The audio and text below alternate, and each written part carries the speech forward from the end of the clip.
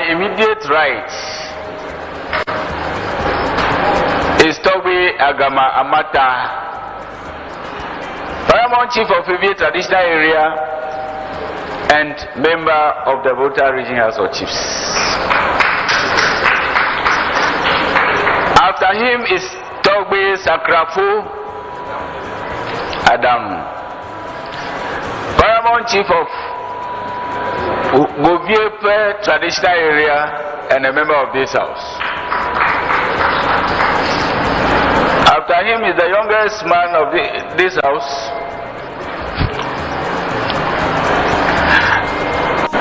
Togwe Debra of Paramount Chief of Akome Traditional Area and a member of this house. After him is Togwe Ose Tutu Brempong, Paramount Chief of Busuta Traditional Area and a member of this house.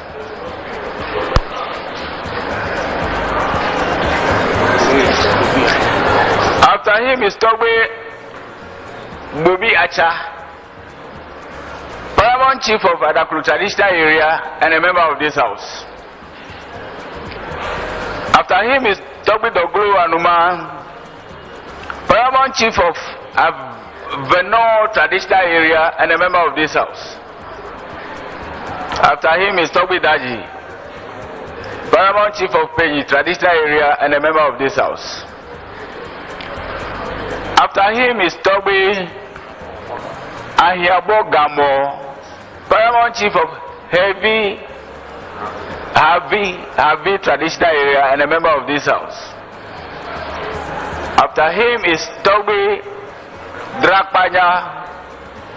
Adrakpanya, Paramount Chief of Apipa Traditional Area and a member of this house. After him is Togwe Gabusu, Paramount Chief of B Howe Traditional Area and a member of this house. After him is Togwe Lu, Paramount Chief of Vli Traditional Area and a member of this house. After him is Togwe Adogo Agbalepo, Paramount Chief of Heavy Traditional Area and a member of this house. After him is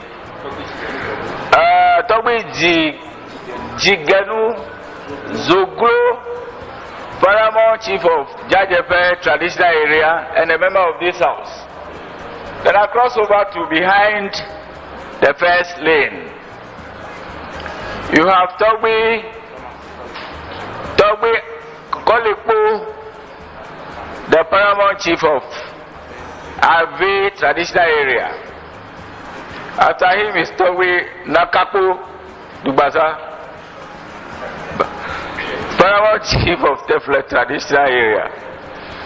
After him is Togwe Zaga, the Paramount Chief of Clever Traditional Area and also member of this house.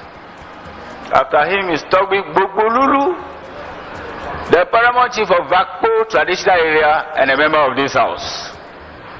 After him is Togwe, this man, Togwe Akoto, the Paramount Chief of Choho Traditional Area. After him is Togwe Akum, the Paramount Chief of Befi Traditional Area and a member of this house. After him is Togwe Humatepo, the Paramount Chief of Bledi Traditional Area and a member of this house. After him is Togwe Akono, the Paramount Chief of Vume Traditional Area. Vume Traditional Area. After him is Togwe Aja Osei, Paramount Chief of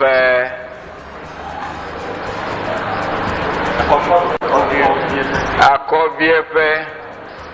He used to baffle me whether I call me or Akobiepe. Then, Your Excellency, I move to my extreme right, the front row. You have the Paramount Chief of Averakpa, Dogby Jabako, Blackburn, the paramount chief of Rakpa traditional area. You have Dogby Koku Ayim, the paramount chief of Ziabi traditional area and also a member of this house. After him, you have Dogby Ashiakpo, the paramount chief of Volta traditional area and a member of this house. After him, you have Dogby Denge Guligi Jokoto, the paramount chief of Vogo Amugo traditional area and a member of this house. After him is Dogby Drakechigbe, the paramount chief of Akwepe traditional area and a member of this house. After him, you have Dogby Zagawa Dajawa, the paramount chief of Shia traditional area and a member of this house. After him is Dogby Koshidra, the paramount chief of Amfeta traditional area and a member of this house. After him is Dogby Fiakoku, the paramount chief of Sokode and a member of this house. After him is Dogby Cheje Atakura, the paramount chief of Alabanyo traditional area and a member of this house. After him you have Dogby C, the paramount chief of Botoku traditional area and a member of this house. After him is Dogby Arama, the paramount chief of Sombe traditional area and a member of this house. Then I jump to the second row, the second behind the first row. You have the first sitting down on the first row is O.C.A. Ajatepo, the paramount chief of Abatima traditional area. After him is Dogby Bojo, paramount chief of Fugo traditional area. Then you have Dogby Awusu Agbesi, paramount chief of Dome traditional area. Finished. Your Excellency, these are the members of sorry. Shina.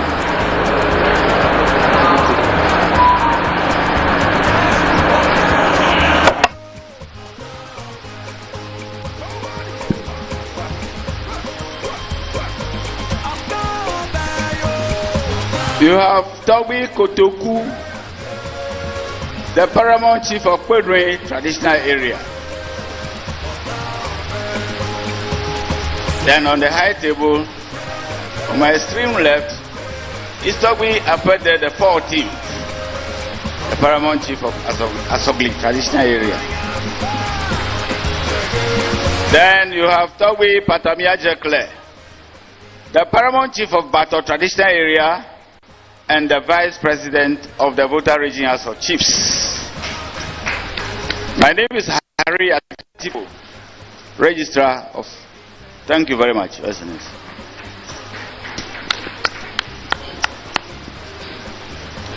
So, Your Excellency, let me take the opportunity humbly to introduce His Excellency's entourage. I'll start from my extreme right. Is Honorable Henry Kojo Amatefi, immediate past regional chairman of the NDC in the Volta region. We have a member of His Excellency's team, Nana Acha. He is the chief of Asim. Asim Joabin in the central region of the Republic. Senior comrade Chris Akume is a legal practitioner and a member of the... Then we have Honorable Michael Kobla Ajaho, former DC Agotima Zope, and the Dean of the former DC. We have Honorable Francis Komla Ganyaglo, former Deputy Regional Minister. Efo George Sika, the chairman of our Christian Religious Committee of the party. We have the vice chairman of the party in the region, Egypt Komla Kudoto. We have senior comrade Ambassador Silvanus Tamaklo. We also have LC Apalklu, a legal practitioner. We have Honorable Jijoli Gakpe, MP for Keta constituency. We have Honorable Ale Segbefia, Mrs. Segbefia, sitting there beautifully. Then we have Fafa Agbai, Honorable. She is the regional women organizer. Madam Esi Ekumebu. We also have Mrs. Honorable Esi Pomari. She's the first regional women organizer of our party and then also a former member of parliament for Hohwe. We have Honorable Juliana Azuma Mensa. She's a former MP for Agotime Zope. Vice Chairman Divine Jahini, Vice Chairman of the party in the region. We have Deputy Communication Officer Bright Delali Kugbajo. We have Jude Agbamava. We have Cynthia Apafa. We have Madam Selom. We also have Junior Siamwa, the Deputy Regional Youth Organizer. We have Anne Awo Gale. We also have Honorable Dr. Kwame Ampofo, former MP for South Dain.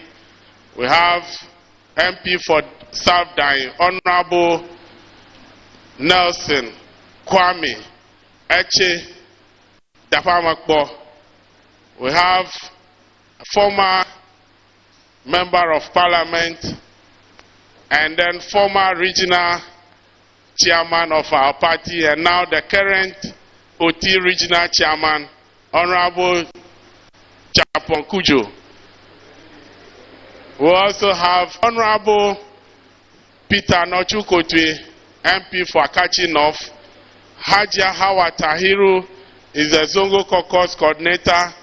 Cyril Neku is a former deputy regional minister.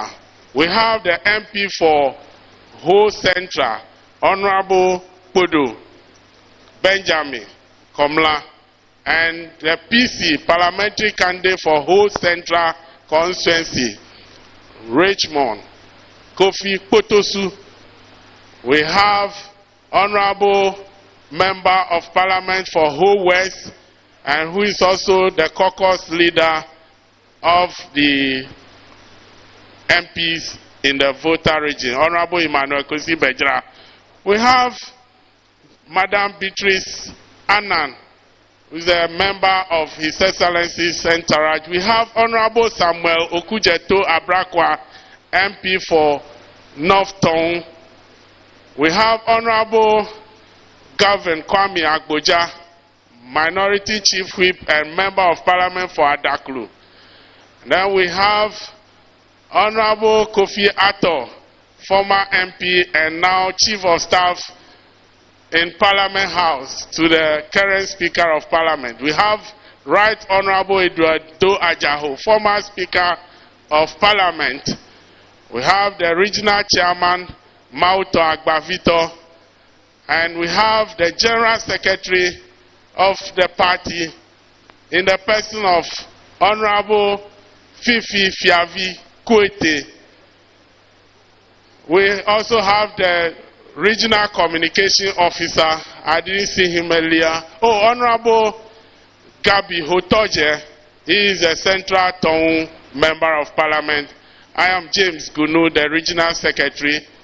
Kafui Agbevze is there. And in the house this morning is the incoming President of the Republic of Ghana, His Excellency John Dramani Mahama. Thank you very much for the opportunity. Thank you, Chairman. May I now humbly call on the Vice President of this House, Togbi Patamia Zekle, for a very, very short and brief welcome speech. Thank you.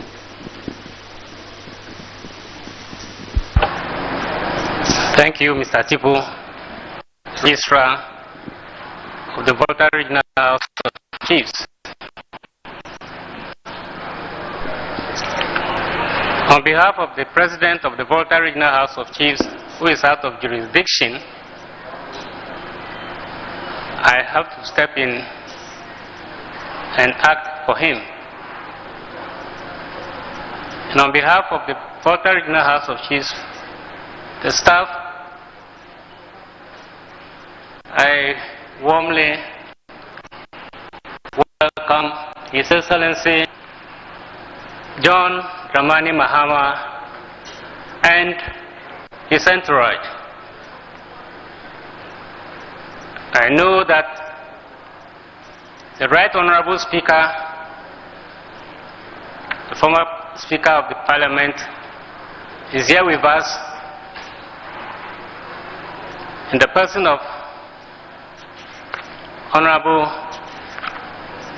Du Ajahu. You have the General Secretary of the NDC, Honorable Fifi Kweti, the Regional Chairman of the NDC is also here, and other dignitaries of the party. I would like to use this opportunity to thank His Excellency John Dramani Mahama and his family for supporting the communities that were heavily impacted when those communities were flooded. My own traditional area was equally affected. He stood up to the task. He came and supported us. Thank you, Your Excellency. I would like to thank his brother, Mr. and Mrs. Ibrahim Mahama, and his company, engineers and planners, for equally helping us to reduce or to alleviate the sufferings of the people. First Sky Group was equally there to help us. Togbe Akwede, the 14th Agugumafia, personally supported us with a very handsome donation to also alleviate the sufferings of the people. Engineers and surveyors came all the way from Accra to help us with various donations. Similarly, some of our colleague chiefs, in the person of the Peki traditional area, and members of the Peki Traditional Council were equally with us. So was Togbe Ga Kweku Eyim, Paramount Chief of Ziavi and the Abbas Holy Group, were also with us. Thank you all. VRA and other donors call on us. Our doors are still open, because if you visit the area, you know the level of devastation that our people suffered.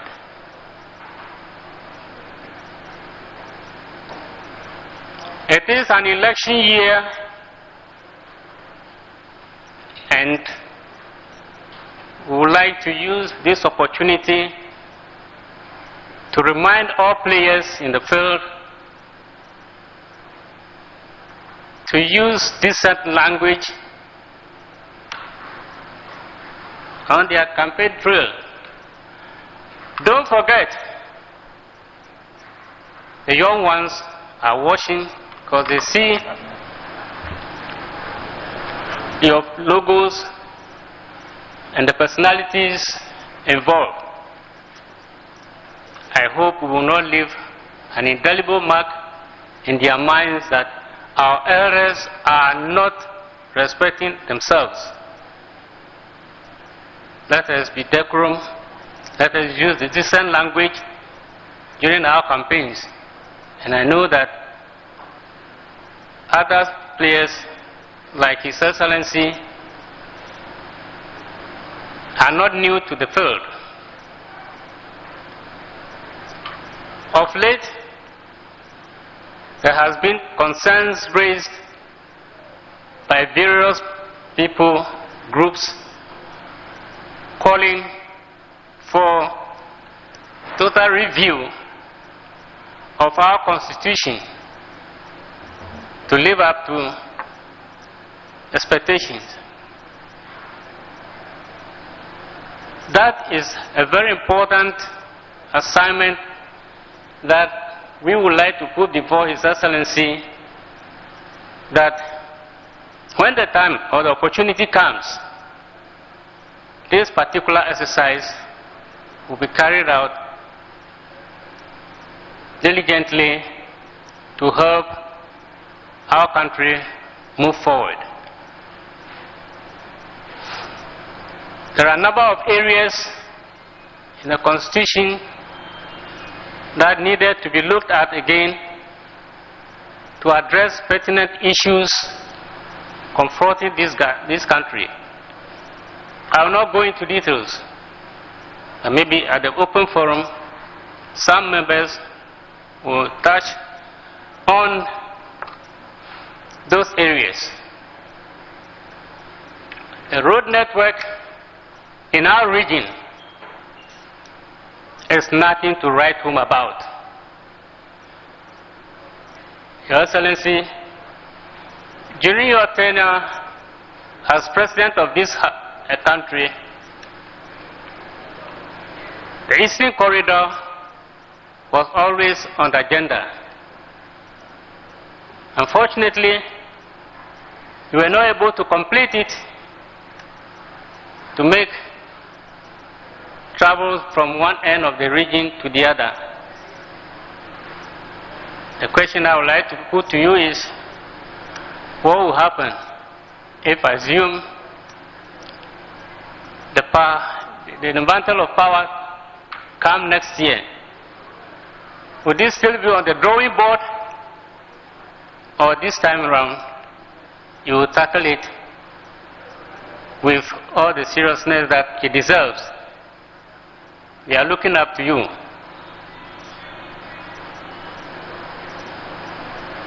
Your Excellency, the environment has been of concern.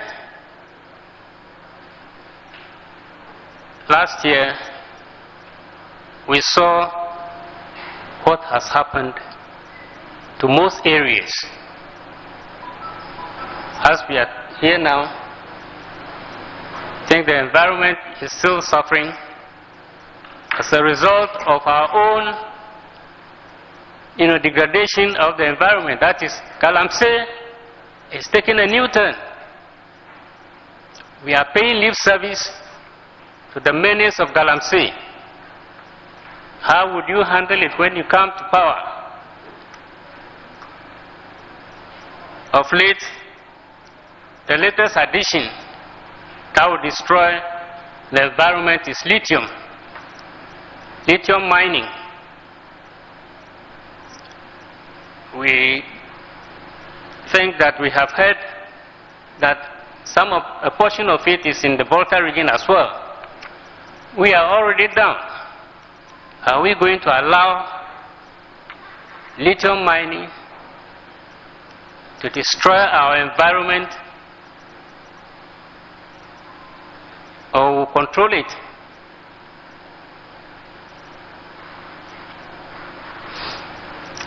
The oil industry is another area that needs to be looked at so that the benefits will accrue to the population or the people of Ghana. Our youth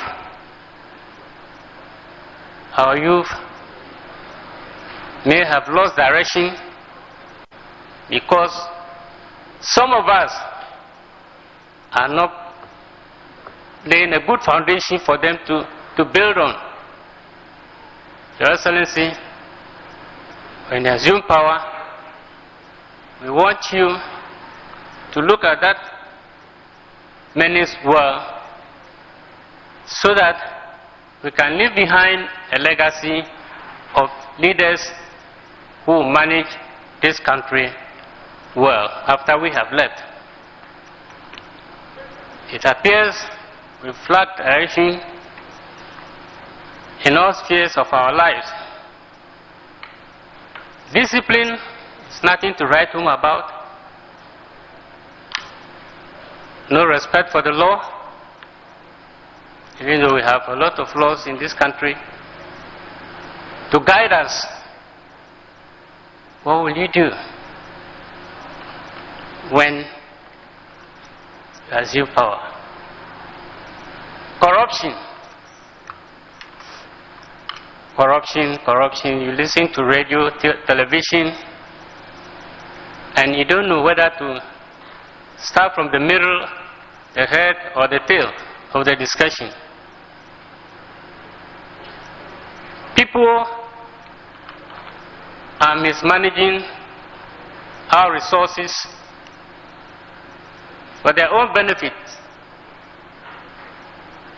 The masses are suffering. I wouldn't want to use certain slogan of anybody, but it's something that we have to look at. Let the laws work to put a stop to the looting. Let's put a stop to business as usual, where if you are able to lay your hands on some few million cedis, you can go scot-free. It must come to a stop so that our people can stay in this country and build a vibrant economy for our people who are yet to be born.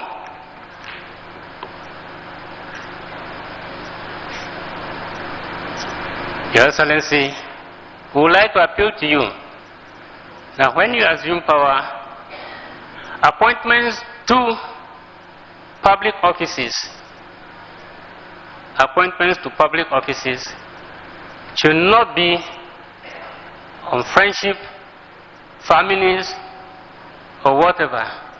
It should rather be on merit and honesty. You have been there before, and you know what we are talking about. We believe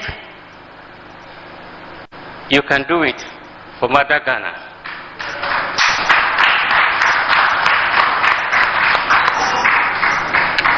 Our own institution, that is the chieftaincy institution, has suffered a great deal. Now the assemblyman is even more important than his paramount chief. Very soon, appointments to assemblies, especially I'm talking about the government appointees, where 30% of the appointees must be from traditional rulers and opinion leaders. I have listened to other colleagues, not only in this jurisdiction, but elsewhere, and they complain bitterly about this. I wouldn't want you to be seen as interfering in the local government administration, but the office of the president can handle that when it's through the Ministry of Local Government. We would like you to look at that when you take over.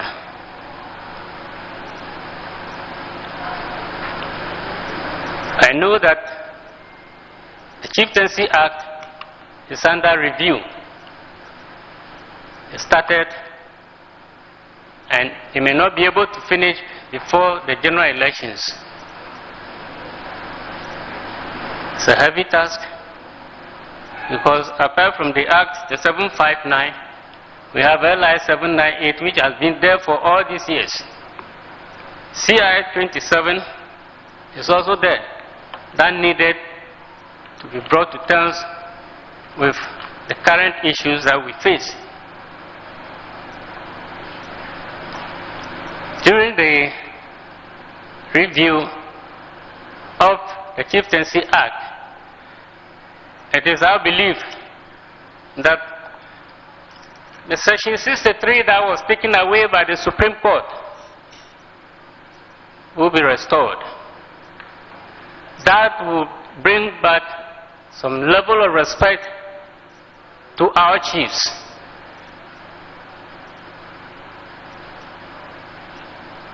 Your Excellency,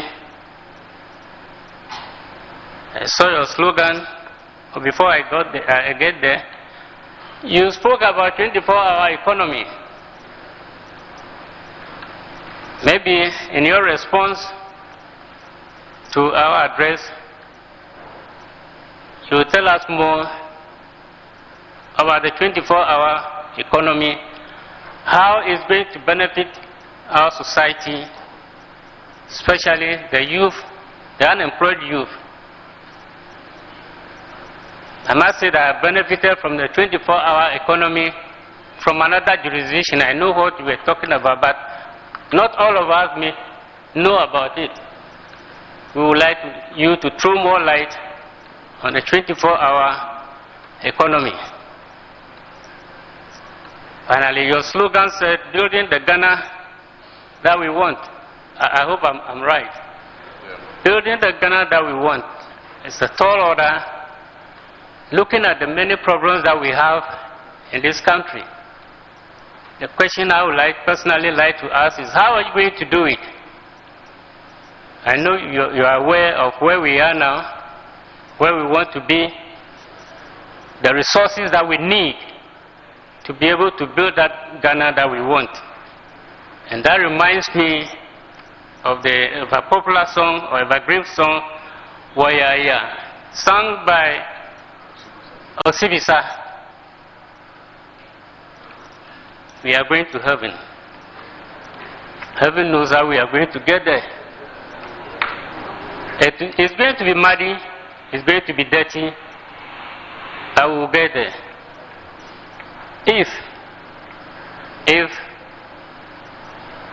we decide to do it, together we can do it.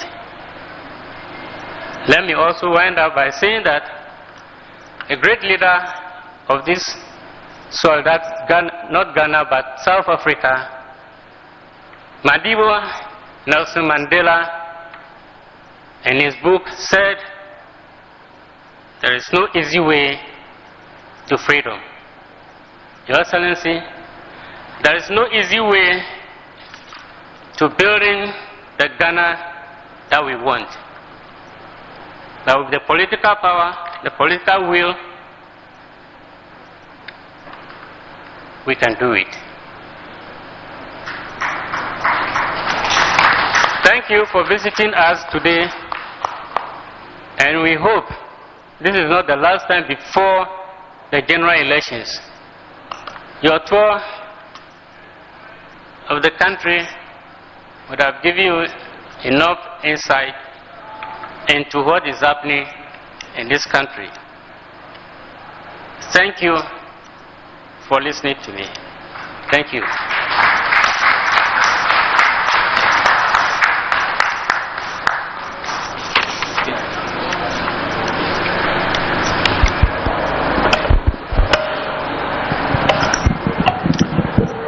Thank you. Thank you very much, the Vice President of the House, Togbi Patamia. Thank you to my friend and brother and President of the Asogli Traditional Area. Thank you, Chiefs gathered here, and distinguished comrades, ladies and gentlemen. I want to begin by thanking you for the warm welcome we have received. When we visited this house, we were met by the Standing Committee of the House and welcomed on your behalf before coming into this plenary session. I always feel at home when I come to Volta region, because for those of you who know, part of my family comes from this region. We appreciate the links that have existed between the NDC and the people of the Volta region, and there is no gainsaying that some of the strongest support and the largest number of votes that the NDC gets in any election comes from the Volta region,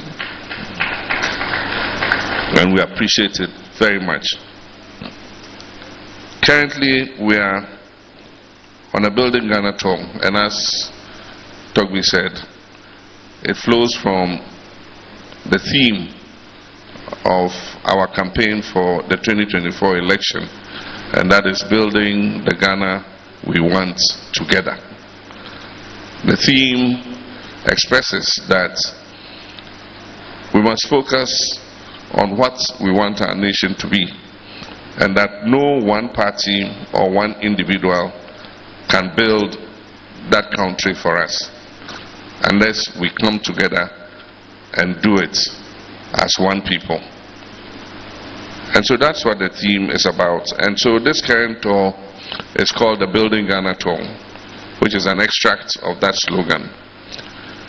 Because NDC is a grassroots party, we believe that we seek political power to serve the people of our nation. And you can't serve the people of your nation if you do not know what their heart's desire is. And so the period where we sat and made some experts sit in a room and write manifestos for us is past. In 2020, we did a similar excursion around the whole country. We sought the opinions of people of all walks of life and professions to find out what the challenges facing them were and what they would desire the NDC to do for them in the event that it wins political power. Based on the suggestions and contributions that they made, we came out in 2020 with what we call the People's Manifesto. It was the People's Manifesto because it generated from the people. The bulk of the ideas that were in that manifesto were ideas that we extracted from our interactions with the people of Ghana.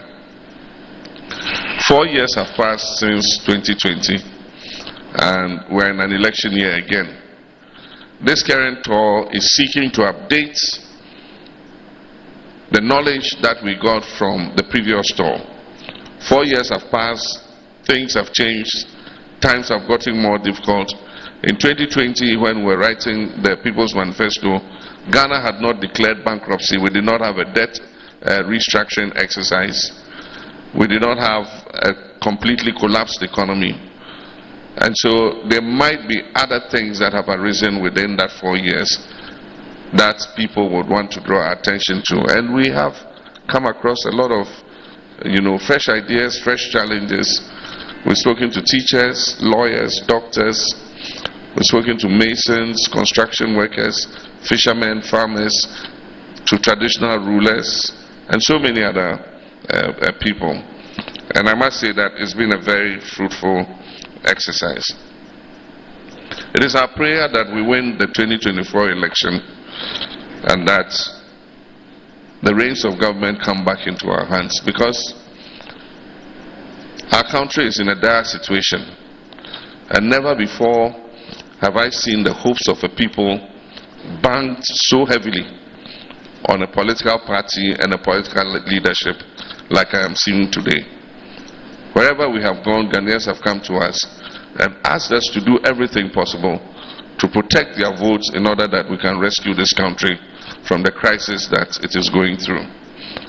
Ghanaians have seen the NDC in government before, and they know what we're capable of. And that is why a lot of hope and responsibility is being placed on our shoulders. When Togbi was speaking, he mentioned a few things, but I would say that the main focus for us would be the economy, resuscitating and consolidating the economy, because that affects everything else we talk about. If you don't have a buoyant economy that is growing, then nothing else, works properly. The next priority will be to create jobs, to make sure that we stimulate the private sector, put investments in places and ways that will create job expansion for our numerous young people to have work to do. That is the one biggest existential threat we face: youth unemployment. It has risen from 8% in 2016 to 14% today. And all of us see the result in our homes. Our relatives, our children are finishing school at all levels, SHS all the way to tertiary education, and they're coming back and sitting at home because they can't find jobs to do. And that is what is bringing some of the ideas that we're putting across, like the 24-hour economy. Ghana is not going to be the first. In all the advanced countries, London, Australia, Sydney, and so many of the advanced cities, Singapore, and all of them, they have a 24-hour economy. And what they do is, they don't force it. Nobody goes and writes a law and says everybody must work 24 hours. But what they do is they put policies in place and incentives in place to incentivize the private sector to be able to run 24 hours. And so that is the position. We're going to create incentives so that businesses can run 24 hours. One of the major things that come immediately to mind is security. A lot of businesses close in the night because they don't feel secure. They are not sure that if they are working in the night, armed robbers won't come and storm and break open and kill them. And so one of the first things we must do is to secure businesses that are going to operate 24 hours. Make sure that we protect them. Make sure that we prevent any miscreants from coming to disturb them during the period. The next is transport. You need a reliable transport system for people who have to go to work in the day or night to be able to commute easily and in safety, to be able to go to where their jobs are. And so you go to cities like London, the buses are still running in the night and conveying people from point A to point B. Incentives like tax breaks for companies that sign up to the policies, government can give them, a tax break and say, we're going to give you a preferential corporate tax rate of this because you're employing more people. It is within government's right to do so. Electricity is one of the most expensive inputs, and people run an 8-hour working day because they think that the longer they work, the more expensive their electricity bills will be. And so we can give them a preferential electricity rate for companies that sign up. so that in the night time when we have abundant electricity, after 10 o'clock we all switch off our TVs and everything and go to bed. From 10 o'clock in the night till the next morning 5 a.m. Asogli is not going to reduce power because they say people are sleeping. That power is still being generated. How do we get people to use that power for productivity and to create employment? We can give them smart metering that charges them lower in the night so that it encourages them in the night to be able to continue to produce, so that they can take on more of our young people to work. If you look at the steel factories, they consume a lot of electricity, and electricity is one of their major inputs. And so if they get preferential treatment in the night time, there's no doubt in my mind that the steel factories will be among the first to want to continue their operations at night.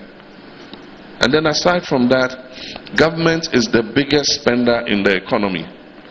Government buys the most goods and services in our economy. If government says that we'll give preferential purchase to companies that are working 24 hours, if they're making soap or cooking oil or whatever they're producing, government will buy their items first. It's only when that is not available that they'll buy other items. If you give them preferential market share, it will encourage a lot of businesses to sign on to the 24-hour economy. And so it has been done before. It's not a new idea that I just came up with. I have studied how it is done in several places, and as I speak, we have a team that has come up with a concept paper on the 24-hour economy. We're going to build it as a policy, and we'll roll it out before this election so that Ghanaians know what it contains, because it's something that we want to hit the ground running with. So like I said, economic consolidation, jobs, and then the next is governance, which includes the constitutional review process. As you know, our late President of blessed memory, Professor Mills, is the one who initiated it, and he set up the Professor Fiajo Committee to go around the whole country and solicit views as to what we want to see amended in our constitution. Because our constitution has served us since 1992, and of course, when a constitution comes into operation, after working for some time, you will find that there are some loopholes and other things that you need to fix so that it becomes dynamic and continues to serve the times in which you have arrived. And so the Professor Fiajo Committee went around and came out with their recommendations. After they brought their recommendations, Professor Mills set up the Constitution Review Implementation Committee to implement the recommendations of the Fiajo Committee. And then the Attorney General at the time came out with a white paper on the constitutional review. Unfortunately, one of our citizens took government to court, to the Supreme Court, and said government did not have the authority or the right to implement that constitutional review. And the case remained in the Supreme Court until almost the end of 2015. And if you understand that some of those amendments involved referenda in order to amend entrenched clauses, I mean, having almost entered an election year, it was not possible to begin to talk about organizing referenda and all that. And so we decided reasonably that we should leave the work to the next government that was coming. And so we did that, and we made a promise that if we won the election of 2016, we'll continue the process. Unfortunately, we lost and left office, and our colleagues, the New Patriotic Party, came into office. They've been in office for 7 years now, and the only part of the constitutional review that was of interest to them was political party participation in local governance. So they tried to bring that to referendum. Unfortunately, we did not have the same thinking. We believe that the local government level should continue to be non-partisan, and they believe that political parties should be allowed to participate in local governance. And so that was the difference between us. But if you know how entrenched clauses are amended, then you realize that unless there's a consensus on something, no one party can amend the constitution. Because you must have at least 40% of registered voters participating in that election, and 75% of them must say yes, in order that you can carry out an amendment of an entrenched clause. So once NDC pulled away, then it meant that the amendment was defeated. But there were many other things in that constitutional review that the MPP could have taken forward, but they don't seem to have been interested, and so they just abandoned it. And so we have made a pledge that if we come, we'll continue from where we left off with regards to the constitutional review process. The next priority will be transparency and accountability and the fight against corruption. I do think that if we do not establish fairness in our system in fighting corruption, it will overwhelm this country. A lot of time lip service is paid to it. The anti-corruption institutions are fettered and are not able to dispense their mandates independently and unhindered. And I have said that we will hold people in this government who have misconducted themselves accountable. But at the same time as we hold them accountable, people who will also misconduct themselves in our administration would face the full rigors of the law. The anti-corruption institutions will come after them.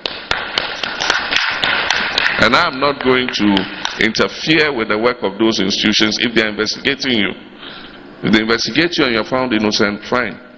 If they do and they find you culpable, then the laws of the land will have to work. It's only when we establish that kind of fairness. And of course, we know that corruption has permeated everywhere. But then, for those who are indulged in petty corruption at the lower levels, they cite the big corruption at the top for the motivation for them also to get their fair share. And so, if we must fight corruption, it must start from the top to the bottom. So that if you yourself are transparent and accountable, then you can hold your subordinates to transparency and accountability. And so that's another priority. The next priority is to make Ghana as self-reliant as possible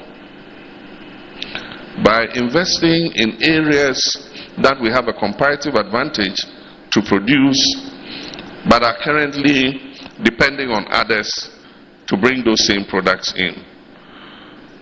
And so we're going to take every region and look at every region's comparative advantages. We're not going to do one district, one factory, but we're going to put investment based on the comparative advantages of every region to be able to add value to the production that they are engaged in, so that more income can come into the region. But apart from that, it can also cut down the amount of foreign exchange that we need to import those same products that we are capable of importing. So these are some of the areas, a little teaser of some of the things that we're going to stand for if, by the grace of God, inshallah, the people of Ghana favor us and give us their mandate. NDC has brought the greatest development to Volta region than any other party in existence. Anytime NDC has been in office, we have extended electric power to many communities. Many communities would not have had power but for the NDC administration. We built small town water systems in many communities in the Volta region to give them clean drinking water. We've rehabilitated more roads and done more kilometers of roads in the Volta region than any other government in the history of Ghana. We've expanded telecommunications in the Volta region than any other government. And as I was saying to the standing committee, Volta region has the longest piece of the fiber network that we laid. 700 kilometers of fiber from Greater Accra to Upper East. The longest part of it runs through the Volta region for high-speed data transmission. We built markets in many communities in the Volta region, including in Ho. The new Ho market was built by us. We built an airport, even though it's underutilized at the moment. I will tell you some of the ideas we have for that airport. We built a public university from the scratch, the University of Health and Allied Sciences. The Volta region had no university, no public university. And it was during the NDC that we built UHAS. And we have intention of expanding the facilities in UHAS so that it can admit even more students to come and learn here in the Volta region. We established the regional hospital, the teaching hospital, and it's our intention to expand it when we come into office so that Volta region can become a center for medical tourism. So people who are ill in the neighboring countries can come to the teaching hospital here because it will have modern and expanded facilities to be able to give them proper health care. But aside from just infrastructure development, our intention for Volta region is economic transformation. Governance is not only about infrastructure. It's about investing in areas where the people can get the most benefit. And Volta region has opportunities in tourism. There are many tourist sites in this region. And if we invest properly, people are going to come from Nigeria, from Togo, from Cote d'Ivoire to come and enjoy some of the tourist facilities that we have here. Volta region has the comparative advantage for agriculture. Very fertile land, a lot of water. If we add in irrigation systems, a lot of our young people can increase production of rice, cassava, oil palm, ginger, and so many other products that we have the comparative advantage to produce. Volta region can become the hub for ICT innovation startups because, as I said, we have the longest fiber cable running through this region.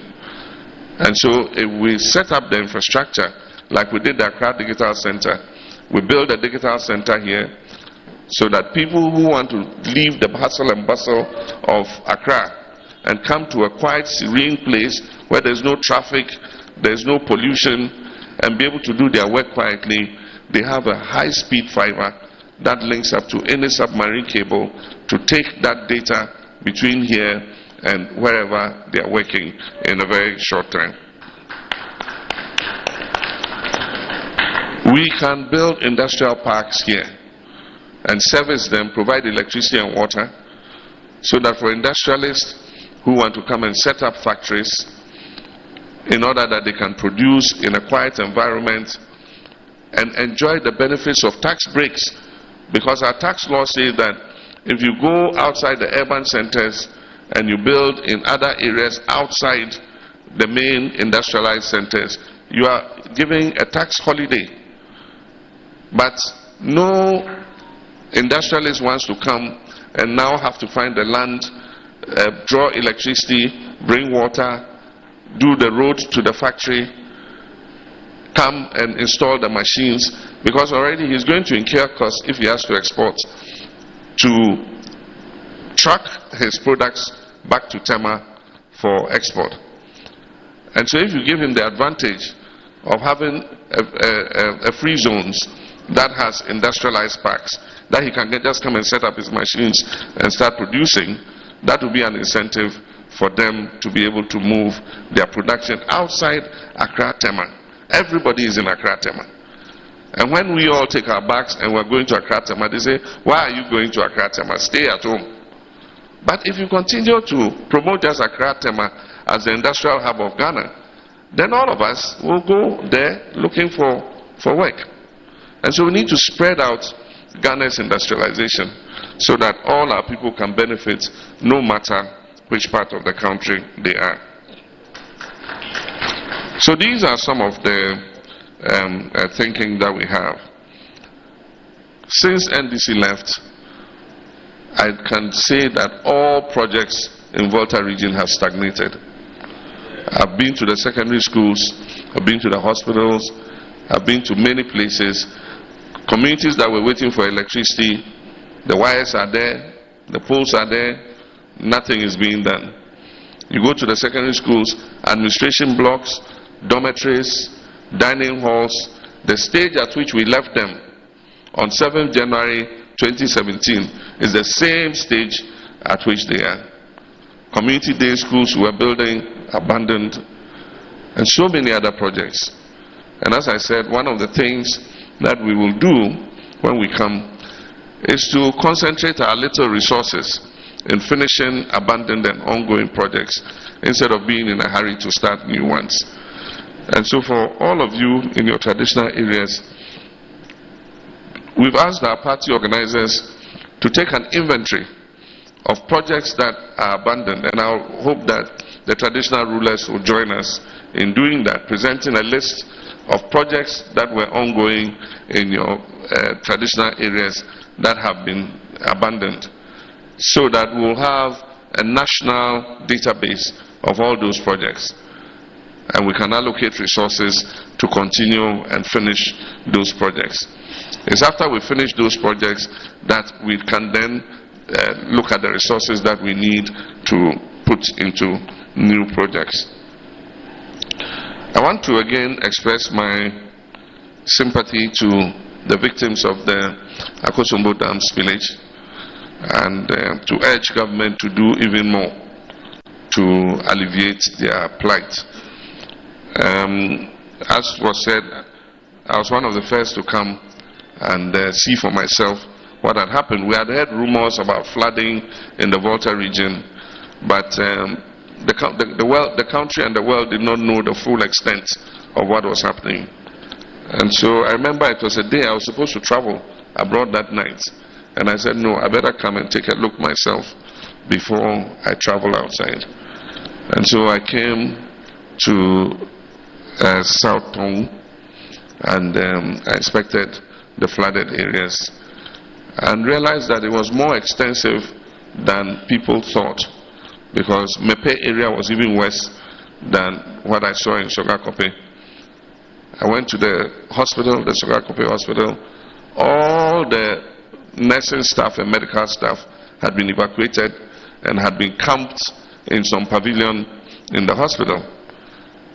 The flood had come so quickly that many of them had not been able to evacuate their items from their houses. So their furniture, their suitcases, their fridges were still standing in water.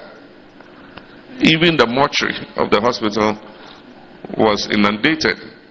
And so families that had dead bodies there were asked to come and evacuate their dead bodies or risk the bodies being given a mass burial. And so that day I went there, there were all kinds of hearses loading dead bodies to take them to look for other mortuaries to put them in. So even the dead were not spared the effects of the dam spillage. And so I want to commend everybody who came to help, and all those who made donations for the help that they gave. The victims are still suffering. Many of them houses have been destroyed in such a way that they cannot immediately move in. And so I know that some MPs and some private sector players are building some resettlement accommodation, especially in North Tong, to resettle some of the people who were affected. And I encourage that more people should come out to help. But there's also the issue of tidal waves on our coastal areas. And I think government has become fed up with the tidal wave problem. So when it happens, they don't even mind the people anymore. And so we continue to give our widows might. The last one that happened affected several of our coastal communities, and NADMO did not have anything. And so we had to mobilize and go and assist. But we must find a permanent solution to it. Because I know that when we were in government, we were doing the coastal defense projects to protect most of those coastal areas. There are gaps that need to be filled. And in 7 years, this government doesn't appear to have the will to do it. And so if we come, we're going to look at protecting the gaps, the rest of the coastal areas, so that this perennial tidal waves that displace our people will become a thing of the past. One of the things that concern our traditional rulers is local governance, and they feel that they've been excluded from local governance. But I do believe that if the chiefs had a greater role, it will make our local governance even more effective than it currently is. And so one of the suggestions that was in our 2020 manifesto, and we shall repeat in this manifesto, is that the chiefs will be given the authority to appoint their representatives, a certain percentage. You know that we have appointed members of the district assemblies, and so a certain percentage of the appointed members would be appointed by the chiefs, so that they have their representatives on the assemblies and can use their representatives to contribute to whatever is happening in the district assemblies. Unfortunately, under this government, they have re-centralized a lot of the functions of the district assemblies, and that's why many constituencies and districts are suffering because there's no money coming to the assemblies. The first thing this government did was, the constitution says that between 5 and 8% of national revenue should be given to the assemblies for their development. In our time, we were at 7%. We were given 7% of revenue, and we had promised that we will increase it to the 8% threshold that the constitution gives. Unfortunately, we lost the election. MPP came in, and they have reduced the share of the district assembly from common fund from 7% to the minimum 5%.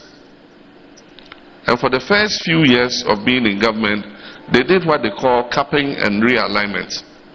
And under the capping and realignment, they set a certain threshold for every fund.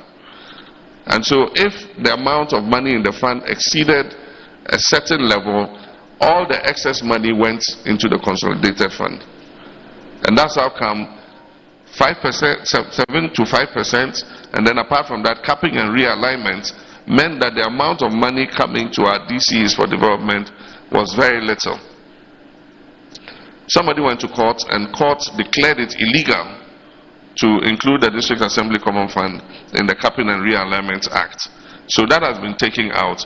But what they have now done is centralized procurement. And so some of the money that rightfully should have gone to the district assemblies is going to the development authorities, just because they want to be the ones to award the contract and take the kickbacks for awarding the contract. And so the district chief executives are sitting there, the assemblymen are sitting there, and somebody comes from Coastal Development Authority and says, I've been awarded a contract to build a primary school. The assembly knows nothing about it. Somebody comes from Middle Belt Authority and says, I've been awarded a contract to build a KVIP. The procurement has been done at the authority's office. The award has been made. And the person comes with his workers. Often he will come with his workers from wherever he has come from and come and deliver the project. But when our assemblies were awarding these contracts, we had local contractors in the community who used to tender and win these contracts. And because they live in the community, when they do the contract and they make their profit, they use it in the community. Unfortunately, that has changed. And so, even with the money that should come as District Assembly's Common Fund, the District Assembly Common Fund Administrator does most of the procurement. And so you are sitting as a DC, they call you, hey, come and take dustbins. I mean, The assembly could have bought their own dustbins. Hey, we bought you garbage containers, come and take them. We bought you this, come and take them. We bought you Wellington boots, come and take them. I mean, the assemblies can do their own procurement. And so when you do that, you are virtually re-centralizing everything. Leave the money and the resources to the assemblies and let them determine their own destiny. If they chop the money or they take some of the money, at least they too are benefiting at that level. So if it's corruption, you want to get kickbacks from contractors, allow the local people to get their kickbacks. And so when we come, we would pursue decentralization again and make sure that the resources go to the assemblies so that they can do their own disbursements and kickstart again the local economies to the benefit of the people. So there are many other things amongst others, but I'll just mention a few of the things that for the Volta region will be priorities for us. Reconstruction of the roads in the region. A lot of the roads have deteriorated, and a lot of the roads that we're working on have come to a standstill. The Eastern Corridor Road particularly has come to a standstill, and so that will be one of the roads that we prioritize to finish, because it's a very important corridor for transportation of food products from the hinterland to the capital. And so that's one of those we work on. There are several others, like the Hoa Flower Road. I came along that road yesterday. It's in such a terrible state. We need to reconstruct it so that it can increase the flow, because Aflao is a major commercial center in the Volta region, and Ho is the capital. And so there's a lot of traffic between Aflao and Ho, and so reconstructing that road is going to be a priority for us. There are many other roads, but I can't mention all of them. We built an airport here and they say it's a white elephant. I can assure them that, inshallah, by the time we leave in the next 4 years, they'll find that it's not a white elephant.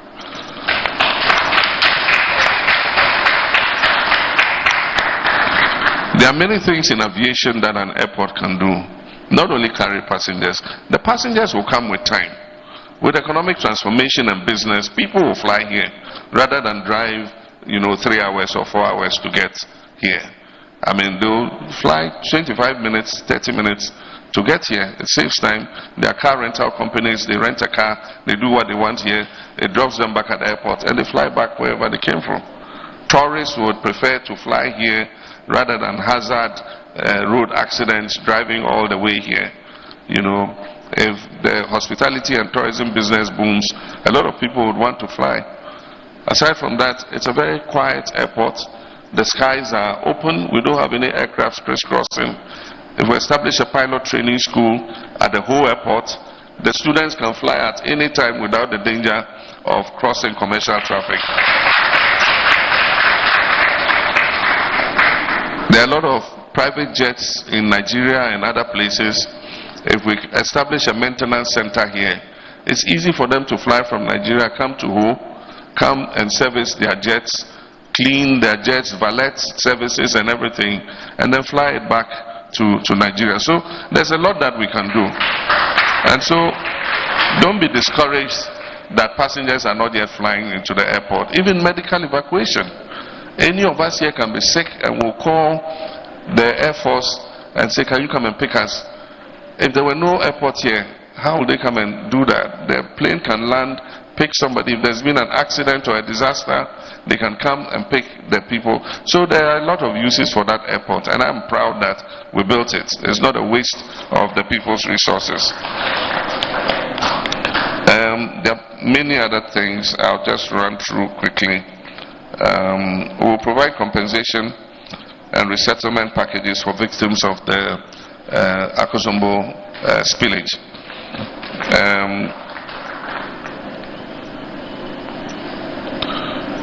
We promise we'll construct a modern market in Aflao. The Togolese have Ashigame. We too will have Aflao Ashigame.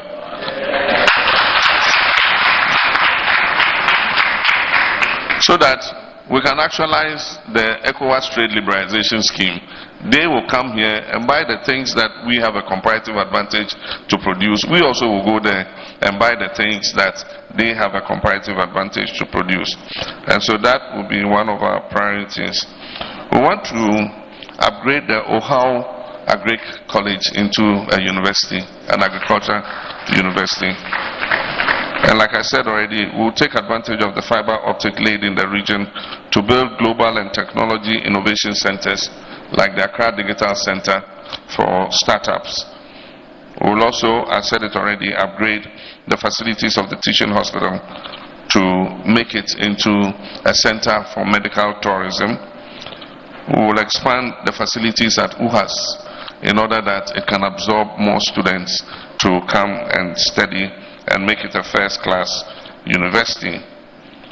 We will expand irrigation facilities in the Volta region so that more people can do year-round agriculture.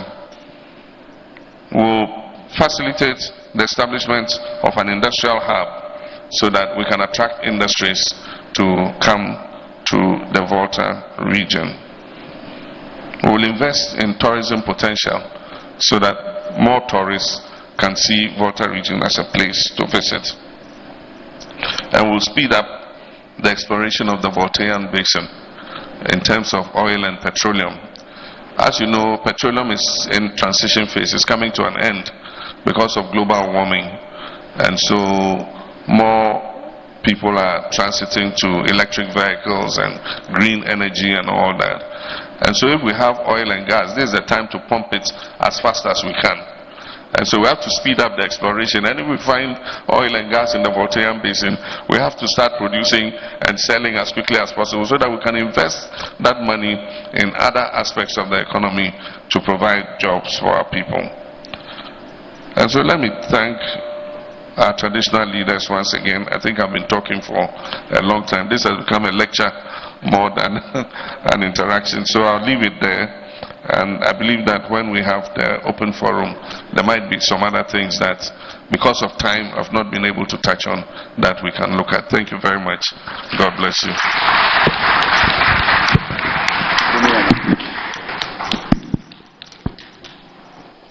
Thank you very much, Your Excellency, the former President. W, it is time for open forum. Now, His Excellency, the former President, has another program, that is the town hall meeting. And so, we will try as much as possible to make our questions very, very brief for him to get enough time and go meet with the town hall, to go have that meeting at the town hall. As a result, we will take 5 questions from my right side and 5 questions from my left side. Well, both contributions and questions. 5 from the right side, 5 from the left side. But for the high table,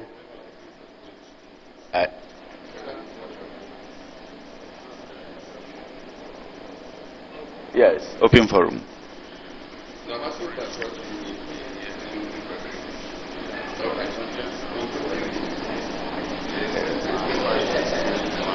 Five is too much.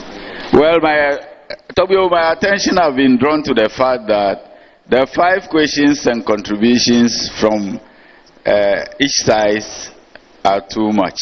So I should reduce it to 3. 3 from each side, please. Okay, all right. His Excellency has allowed me to go 5-5. And so I start with Toby Zaga. Very, very brief. Thank you, Registrar, for the opportunity. Before I start, I need to commend the Honorable Okujatu Ablakwa for his relentless effort in relieving his people. That is what leadership is about, and absolutely we stand up for you.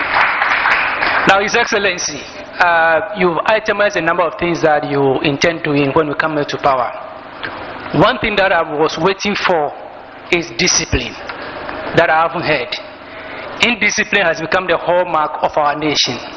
You talked about 24-hour economy, you mentioned transportation, and today, even if you build first-class roads, people think that the best way they can behave on the road is to accelerate the car to the fullest. Even men in uniform are not excluded. How or what in your program are you going to do to ensure that you restore some level of discipline in our country? I believe that if you actually have a proper discipline tax or levy, 90% of the things that you are planning can be done from there. So what in your program are you going to do to ensure that there's some level of discipline in our country? My second question is how? Okay, let me finish the first one.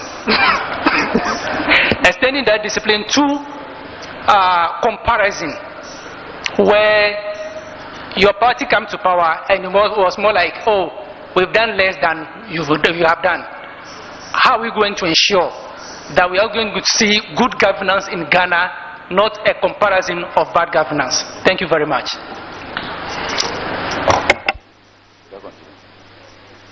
All right. Togbe Agawamata, then Togbe Nakapo. Thank you very much, Togbe Vice Chairman, for the occasion. Your Excellency, I think that your rendition is quite exquisite and is worth commendation. The problem that we have right now in this country is corruption, thievery, stealing, armed robbery.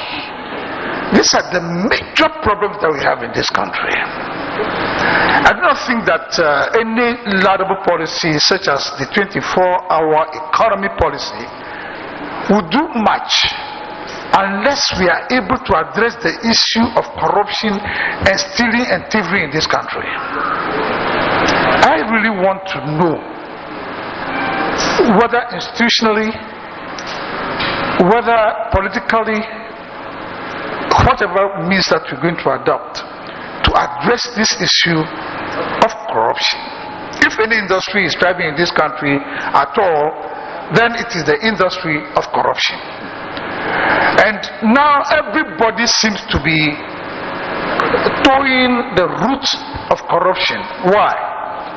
Because it is the easiest, the cheapest, and the laziest way of amassing wealth in this country, to the detriment of the majority of the people who are the receiving end of this heinous crime. We don't want business as usual.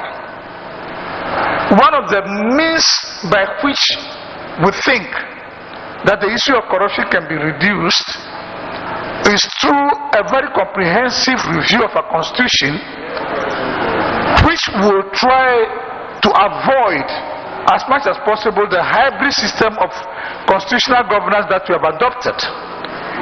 We know that under the parliamentary system of governance, the Prime Minister and his government are responsible to the head of state, which is the monarch, the King of England. It's simple and straight cut. But when you come to the presidential system, you have the presidential system whereby ministers are appointed outside parliament. Our hybrid system adopts the presidential system whereby ministers are appointed from within parliament. And the enormous powers that have been vested in the president make it say that it's even impossible to control parliament because his ministers are there. And they are supposed to have oversight of the executive. This is a major lacuna in our constitutional arrangement, which has to be addressed as quickly as possible. And if you do not have the majority in parliament, maybe an overly majority in parliament, how are you going to address this issue of stringent constitutional review that can address this lacuna in our system that is bedeviling us? And are you willing to let go some of your presidential powers so that the president will now become more accountable than what we have today, where he can run with whatever government that he has put in place without any of the checks and balances that are required to put him in check. What is your position, Your Excellency? Thank you. Togyo, please. I plead with you that your question should be simple and straightforward. Please, because of the time limit. Togyo Nakaku. Togyo Vice President. Togyo Afede of Asogli. Your Excellency, mine is not a question, but I would quote the preamble of the Constitution and then I add and close it. The preamble of our Constitution says the power of government is derived from the sovereign will of the people. When you look at Ghana today, the electorate is totally forgotten, neglected in the field when politicians come to power. This issue has to be addressed. Now I will go to the oil industry. There is so much corruption in the oil industry that Ghana is not deriving any benefit from the oil industry. In the whole world, when you go around, you see that many countries are signing on to what we call production sharing agreements. PNC Law 64 and 84 prepare the ground for the drilling of our oil. But I don't know how what we call the hybrid system came into Ghana. No country in this country is now applying on corporate tax and royalties. Our gold, our diamond, our oil from which we make a lot of profit has gone down. I am therefore asking His Excellency, when it comes to power, he must look into these things. We want our oil profits to be based on what we call production sharing agreement. I know it very well, and that's what I'm talking about. Now we make peanuts out of our oil industry. It's more than a curse to us than anything else. Thank you, Your Excellency. Togbe Gabusu, then Togbe Bugululu. Final. Thank you, Mr. Togbe Vice President. Your Excellency, you did mention a lot of projects that you undertake. For example, completion of abandoned projects and then building a new market in the Aflau area. My question now is, it's a public knowledge that Ghana is broke and we are chasing a bailout from the international markets. How do you intend to raise revenue and funds in order for us to complete the abandoned projects and the new ones that you will be anticipating should you be giving the nod? Thank you. Last question or contribution, from this side. Togbe President, former President of the Republic of Ghana, Togbe Apade, I wish to thank you all for today's program. My question is still about corruption. I know of Foreign Corrupt Practices Act, which we use in the whole world. I want to know from the President, if he comes into power, whether he is going to enroll Ghana onto the Foreign Corruption Practice Act.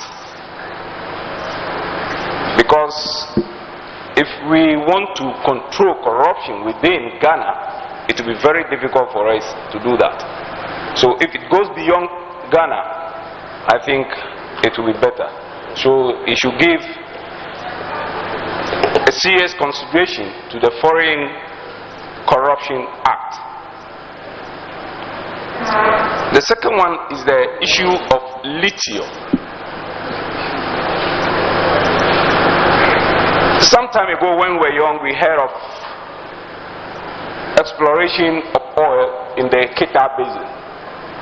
But as we speak today, in about 20 years to come, all vehicles in this world are going to be electric or are going to be moved with lithium, which is, they said, electrical system.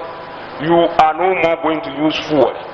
So therefore, in 20 years to come, the oil in the Keta Basin becomes what? White elephant. So I will urge all chiefs in this house to talk to their people if there is any way that we can support government to mine lithium in our region for the development of this country. They should do it. Thank you.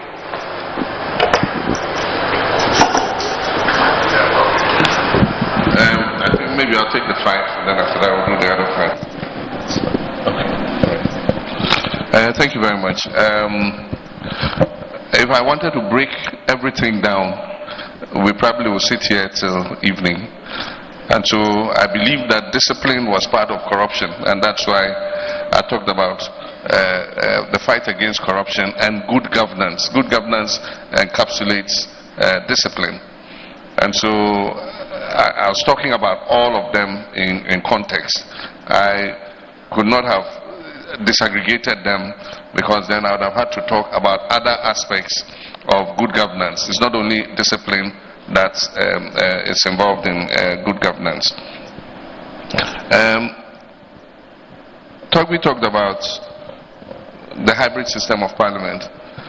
If you read the constitutional review document that Professor Fiajo's committee came up with, it recommended that we go back to the 1979 clause, which said that Parliament and the executive should be separate. And so if you are a member of Parliament and you are appointed as a minister, it actually recommended that the president should be freed to select his ministers from wherever. Right now, this current constitution says that majority of the ministers should come from Parliament. And so you give a president a mandate to transform the country, but say that to help you do it, these 276 people, you must take the majority of the people to help you from only 276 people. There might be some persons who are not in Parliament, but that you need to help you. And that is why the number of ministers goes up. Because if you get somebody of a certain competence level that you need to serve in your government, it means that you must take somebody from Parliament to counterbalance it.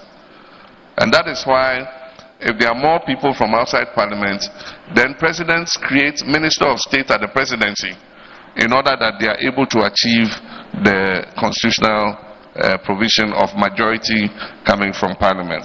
And so that is part of the recommendation, the constitutional review, and I think the white paper endorsed it. And so that's something that I am amenable to.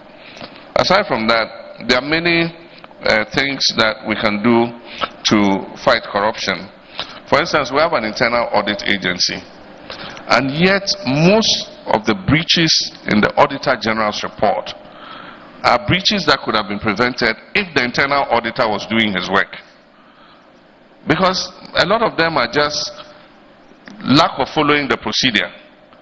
But if you ask the internal auditor to, in many cases they will say, oh, we said that this procedure was wrong, but we were overruled. And so if that's the case, it is how do we punish and sanction people who breach the procedure in terms of procurement? Because procurement is a place where a lot of the malfeasance and the corruption takes place. And so first, let's strengthen the internal audit processes. And then aside from that, let's sanction people who do not follow the process because they wish to take advantage of it. And then thirdly, I think there should be more transparency in the procurement regime. And that is part of what the GIFMIS can do. Because the GIFMIS has a procurement portal that will advertise all government contracts and who have tendered for those contracts and how much the contract has been awarded for, who has won the contract and everything. And people can be able to enter that portal and see what projects have been awarded and have all the information at their disposal. One of the things that corruption fears is sunlight. If you put sunlight in the darkness where corruption takes place, it will disappear. And so, first we'll shed sunlight, make the process transparent so that everybody can see what is happening. Then aside from that, I announced that we're going to set up a value for money, independent value for money office, and that every contract that's above a certain amount will be referred to that office to make sure that the amount that we are paying for the particular project is actually value for money. So Parliament will pass an act for the establishment of an independent value for money office, and Parliament will specify what the threshold should be. I don't know what it will be. Is it above $1 million? Is it above $5 million? But any contract that is above a certain threshold must be referred to the value for money office to make sure that it is being done at the appropriate value and that government is not throwing money away. Then aside from that, for basic government projects, we will have standardized values for execution. And so at the beginning of every, say, 2 years, we'll get the Ghana Institute of Engineers, the Institute of Architects, and let them do a survey, region by region, looking at the prices of cement, iron rods, and all construction material, where they have to go to get quarry chippings, where they have to go to get sand, and all the things that they use for construction.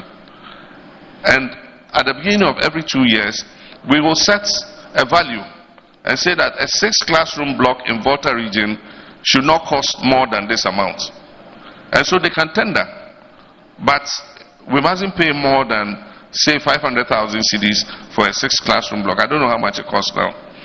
Because right now what you do is the assembly here would award a contract for a 6-classroom block at 800,000 cedis. And then you go to another place, it's 500,000 cedis. You go to another place, it's 1 million cedis. And I mean, that disparity does not augur for transparency and value for money. And so that's one of the things we'll do. And then one of the other things is removal of human discretion. It is human discretion that leads to corruption. Because if I have to exercise a discretion, the tendency that I'll exercise it in favor of somebody who has induced me is very high. And so if we digitalize the processes of procurement and all that, it takes away a lot of the discretion that is exercised by human beings and leads to corruption. Aside from that, sting operations. We have to let our judiciary let us know what is the evidence level for sting operations. It's done everywhere. In US and things, you don't commit the crime before they arrest you. Sometimes they dress up like somebody who's just arrived from abroad. They go through immigration, and if you take money from him, he will give the money to you. You don't know that the money has been marked. As soon as you take the money and he goes through, they come and arrest you. And when they look in your pocket, the evidence is there. The money they gave you is there. People pretend like they are smugglers, and they come through customs, and they offer you a bribe. You accept it, they arrest you. And if people are sanctioned, because you don't know, the next person coming, you can't tell whether he's one of the Anas people or who he is. And so you'll be very hesitant to take a bribe from him. But then we also must be ready to follow the law. Because when the police arrest us, even when they don't solicit, we too will offer, because we don't want them to take us to court and waste our time. And so it's a two-sided process. You know, sometimes they solicit, oh, your boys are hungry, give us something small. It's just begging, it's so disgraceful. And at other times too, even when they haven't asked, oh boss, I'm in a hurry, you take this for lunch, you know. And so it's both the giver and the taker. Oil industry, this issue of production sharing has come up. And you do production sharing when you have done your exploration and you have discovered your product. Then you invite an investor to come and join you to produce. Then you do production sharing. You have done all the work.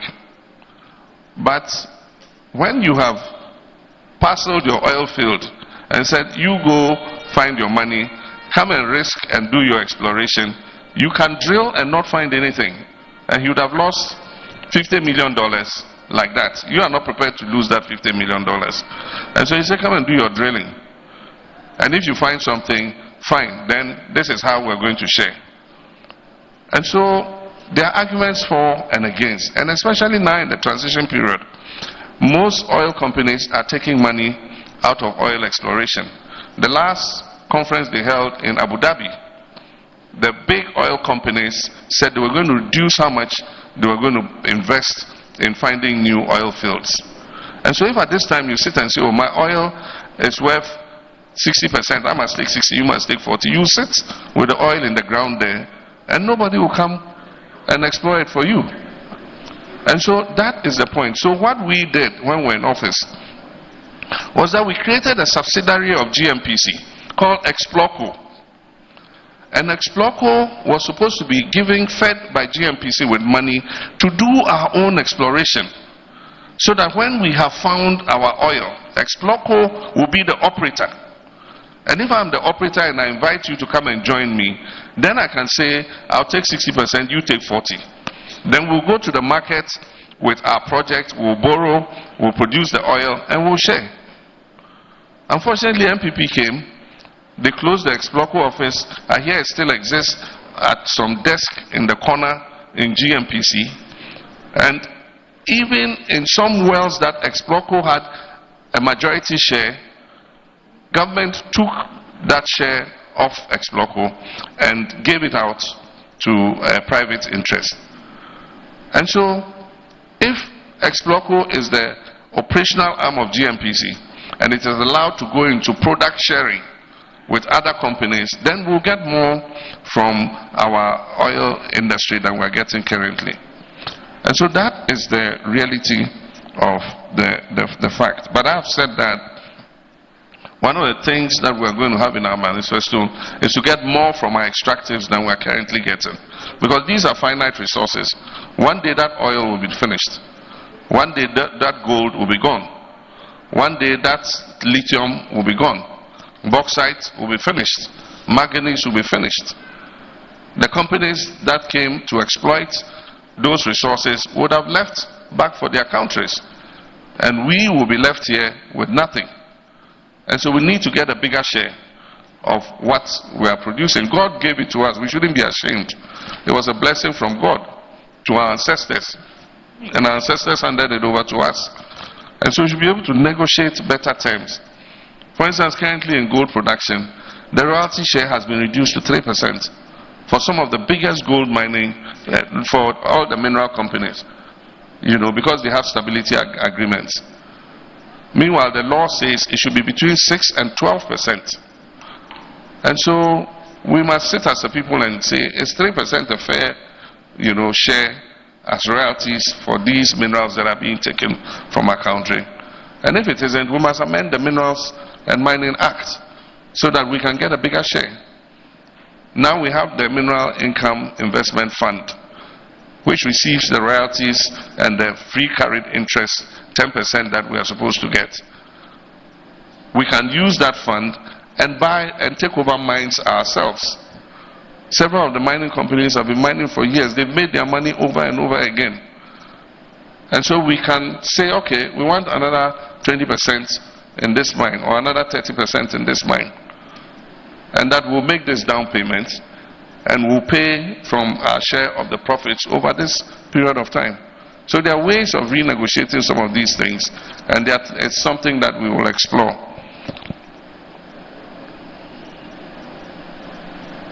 When I spoke about the things that we intend to do, I said these will be our priorities. I know the economy is in a mess, and I'm sure that by the time the MPP leave the seat, we'll discover that the situation is even worse than they are telling us. And so it's going to be difficult. But I'm saying that with the little revenue we have, the little fiscal space we have, whatever money we have, these are the priorities we're going to invest in. Complete abandoned projects. We might not be able to do all at once, but we will start the priority ones, and every year we'll do some of them and continue until we finish. But one area we can save money is to reduce government expenditure. 125 ministers, all drawing salaries, cars, bungalows, free DSTV, free electricity, free water, free fuel. And that's why I said we will reduce the number of ministers to 60. And some of the ministries are not necessary. There are ministries that have been disaggregated just to create jobs for people. When we're in office, transport included aviation, railways. Today you have Ministry of Aviation, Ministry of Transport, Ministry of railways and all. Sanitation was part of local government. Today we have Ministry of Sanitation, you have Ministry of Business Development, Ministry of, I don't know, you know those ministries. And so we're going to reduce the number of ministries. In some cases, some agencies are doing the same thing. You have to get a letter from here. The same letter, you have to get it from another agency.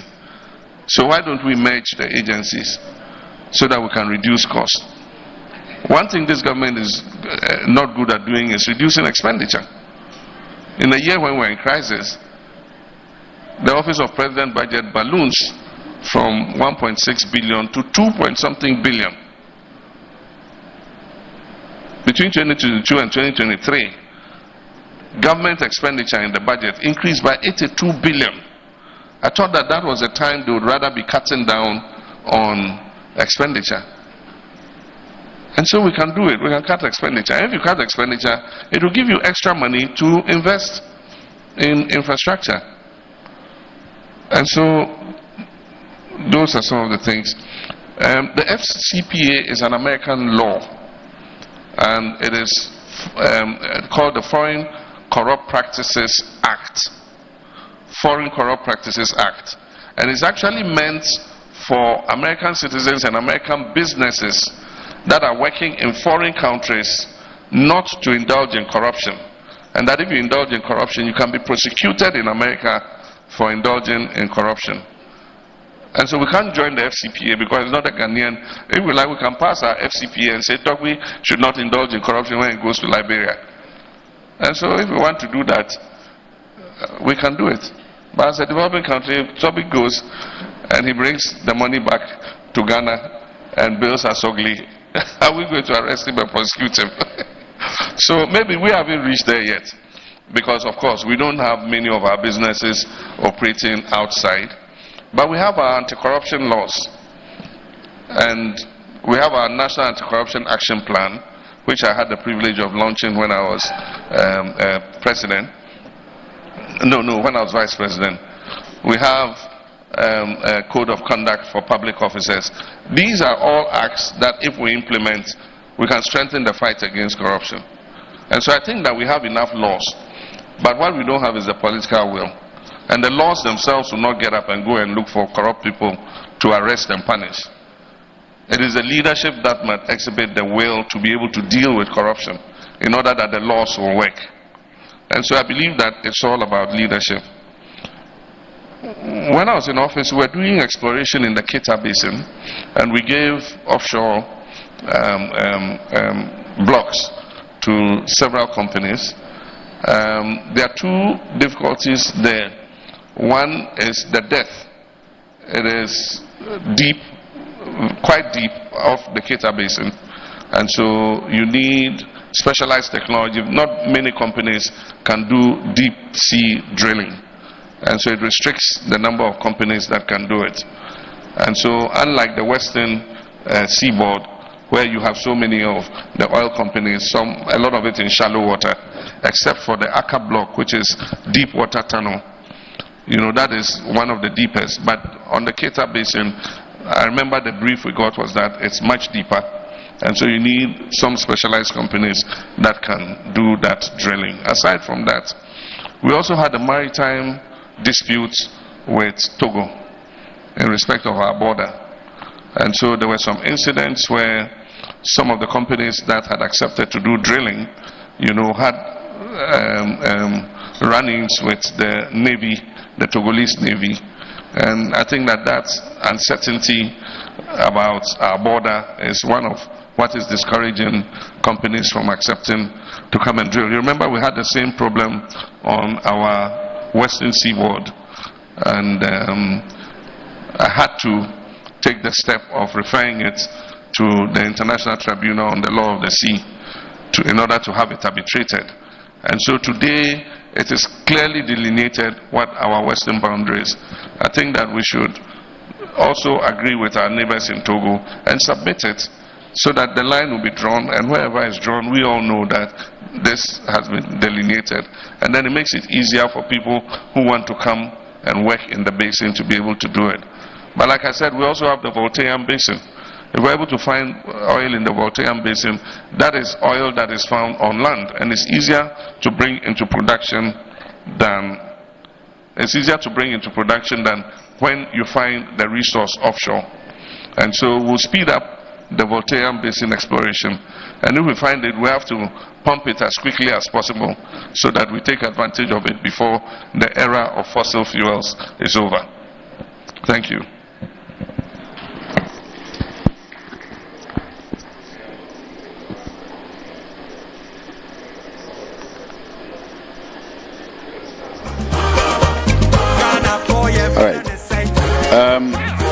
The hands are about 10, but I'm taking only 5. Now I will take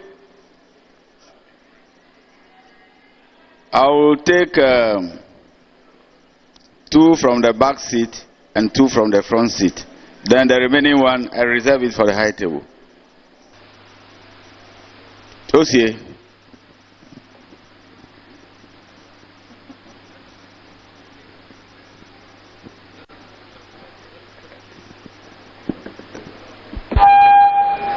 Thank you very much. Very brief time. The Vice President, thank you very much. Your Excellency, the former President, my colleague Togo Apede, thank you very much for coming. I want to congratulate the former President for his inciting arrangement of things that he wants to do should he have the nod of the people. I also recognize that he made one particular point which touched my heart. That is protecting the people's vote.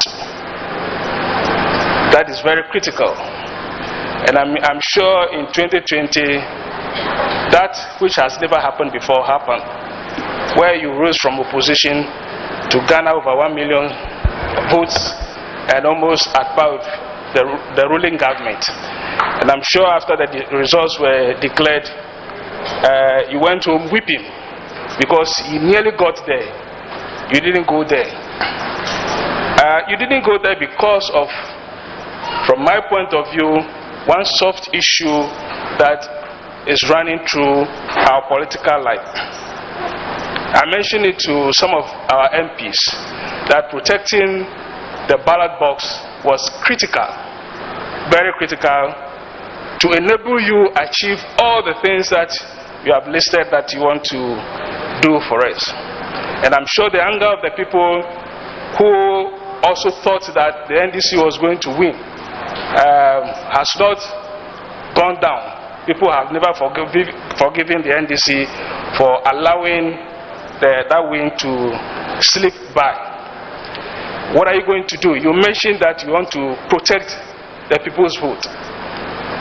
What happened in the previous election is that your own people might have disappointed you. Your own people, the parliamentary candidates and the party executives might have disappointed you.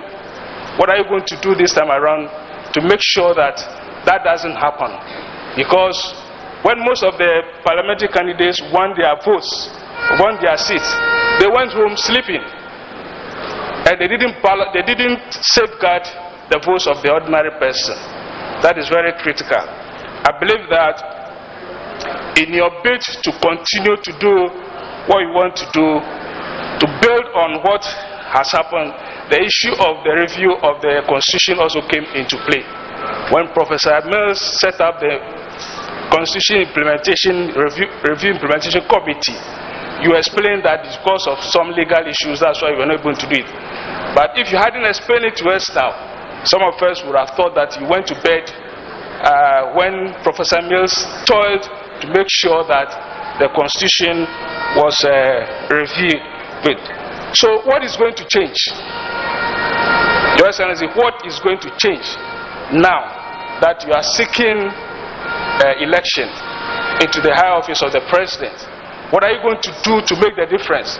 Because a lot of people have lost hope in our governance systems now.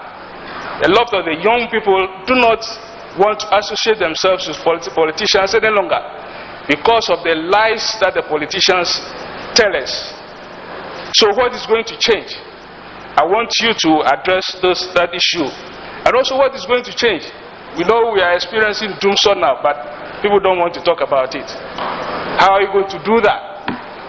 You did a lot of work whilst you were in office, but one thing that your people never did was to trumpet your achievements as you are doing it. They are leaving the trumpeting of your achievements to you alone.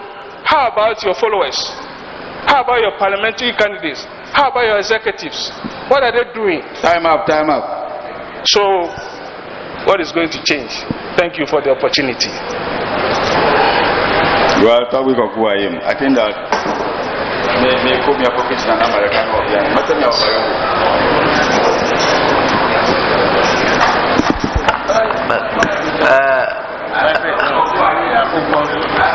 oh, I did it.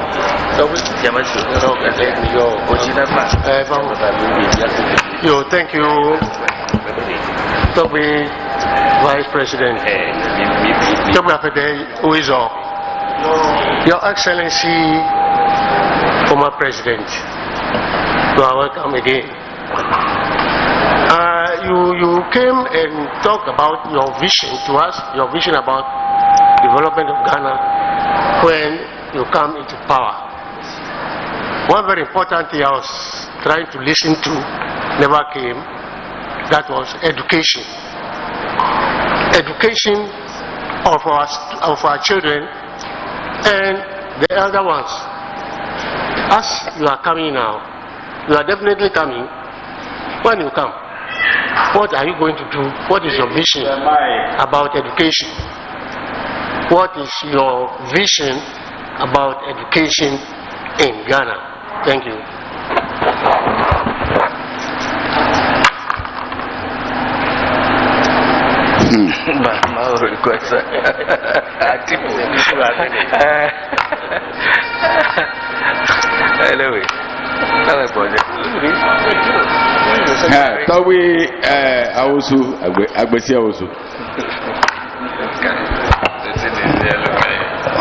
Very short and simple, please. Yes, thank you, Toby Vice President. Thank you, Toby Afede. His Excellency, during your speech, you spoke about resuscitating and restructuring the economy, creating jobs for the youth, 24-hour economy for companies and industries through incentives and other policies, which we know will be very helpful to the economy. But what I want to ask is that when I was a young man, we had long-term developments. Are we going to capture all these ideas or policies under a long-term economy which will follow, and that will help us develop the country? Because if we are doing them upwardly, it will be very difficult to build on. Because if you follow what happened in America some time ago, they decided, because of cheap labor, to follow the free zone concept, to take their factories to Europe, to Asia and other areas, China and so on and so forth. The people there quickly copied the blueprints of what they were doing and used that system to develop their economy to their advantage. Now, we have a lot of mines over here and other companies. Like when they were speaking about the oil exploration. We can draw a long-term development plan. Question, please. Time up. Which, let me try and explain. Which will help us train our own subjects to follow up and develop how to explore oil instead of depend on the Western world. For so many years, we are depending on them exploring the oil. We are not doing anything to help ourselves learn how to also explore the oil. And we have schools training engineers and all those people in that field. They just go to work for the white people, and we get less revenue from those type of work. So I want the president to help and see, when he comes into power, how he can restructure and reconstruct that type of system for us. Thank you very much.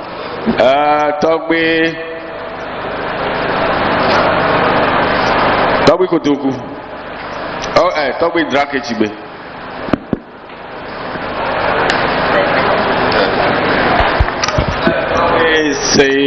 Sorry. All right. Thank you, Your Excellency. You did talk about 24-hour economy. It's a laudable agenda, and I'd like to find out your implementation approach towards this 24-hour economy. Thank you. Thank you very much, Your Excellency. Over to you, please.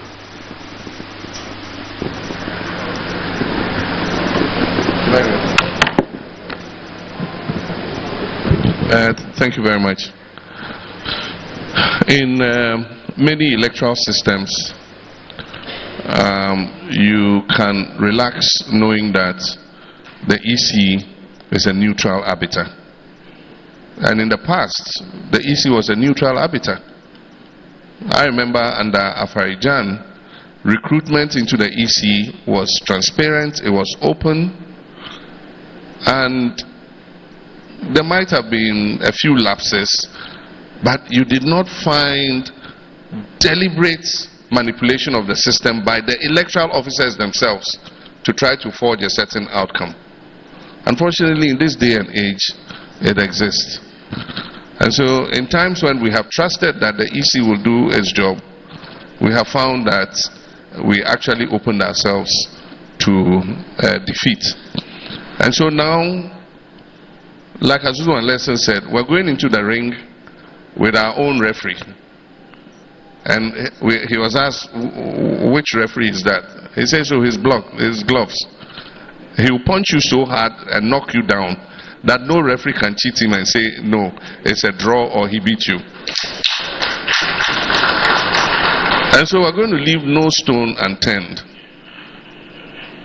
2020 was a particularly difficult year because of COVID. And so I won't place all the blame on our executives. You remember that from March till about August, there was the restriction on movement and gathering and all that. You couldn't gather more than 20 people in one place. Even funerals were postponed because of COVID. And so in 2020, we did not have the space to select properly and train our party agents. And so most of our party agents who went and sat at the polling stations for us received just one wave of training. But ideally, you must do at least 3 waves of training before election day. And so maybe it was destiny. God, destined that we should lose that election. And when I look back, I thank God that I lost the election. Because all this debt exchange and things, it would have been me giving the haircuts to pensioners and all those people. Because MPP had successfully hidden the true state of the economy. They were giving free light, free water. Everybody thought everything was okay. I knew that there was a big hole in the economy, but most Ghanaians didn't know. And if we had won and come into office in 2021, they are very good at spending and saying that, you see, NDC has come again. You see, they've destroyed the economy. We know how we're running it. They've come and taken it. Look at what has happened. So maybe it was God's destiny that we should wait and that the time was not yet ripe. Let them deal with their own mess first and then you come after. And so, yes, but it taught us lessons that we must tighten our own internal processes on how we are vigilant in elections. And I can tell you, our people are fired up and they are not going to go to sleep. We even wish to recommend to the EC that the presidential vote is counted first before the parliamentary.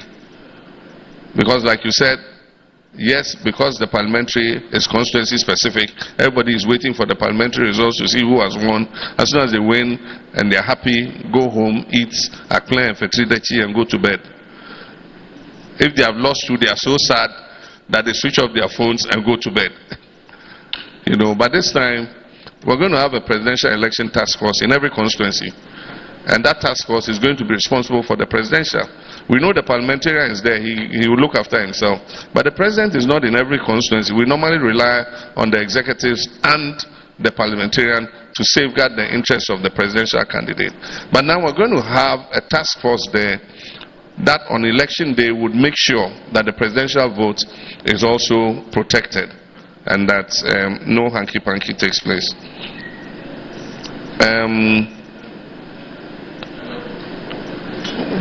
And then it was a double-barrel question. The next question was about the Constitution and the constitutional review. What are we going to do in respect of the review? One of the things we intend to do is to do a major stakeholder meeting. And we're going to bring the Fiajo report back on the white paper and the report of the Constitutional Review Implementation Committee. Now what I think we should do is we should take the amendments that are not entrenched and take the amendments where there is no controversy. There are some of the amendments that were suggested that are not controversial. And all of us agree on those amendments. So let's take those amendments and let's pass them. And then now let's set up a committee, inter-party, that will discuss the issue of the entrenched clauses and the ones that we don't have agreement.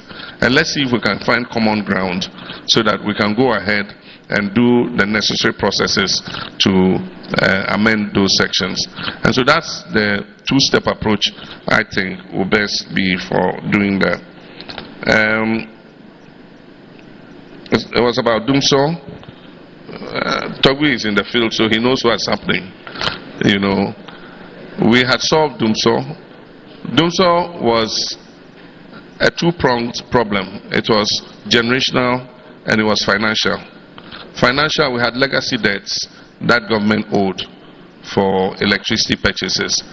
And then for technical, we were generating less power than we were consuming.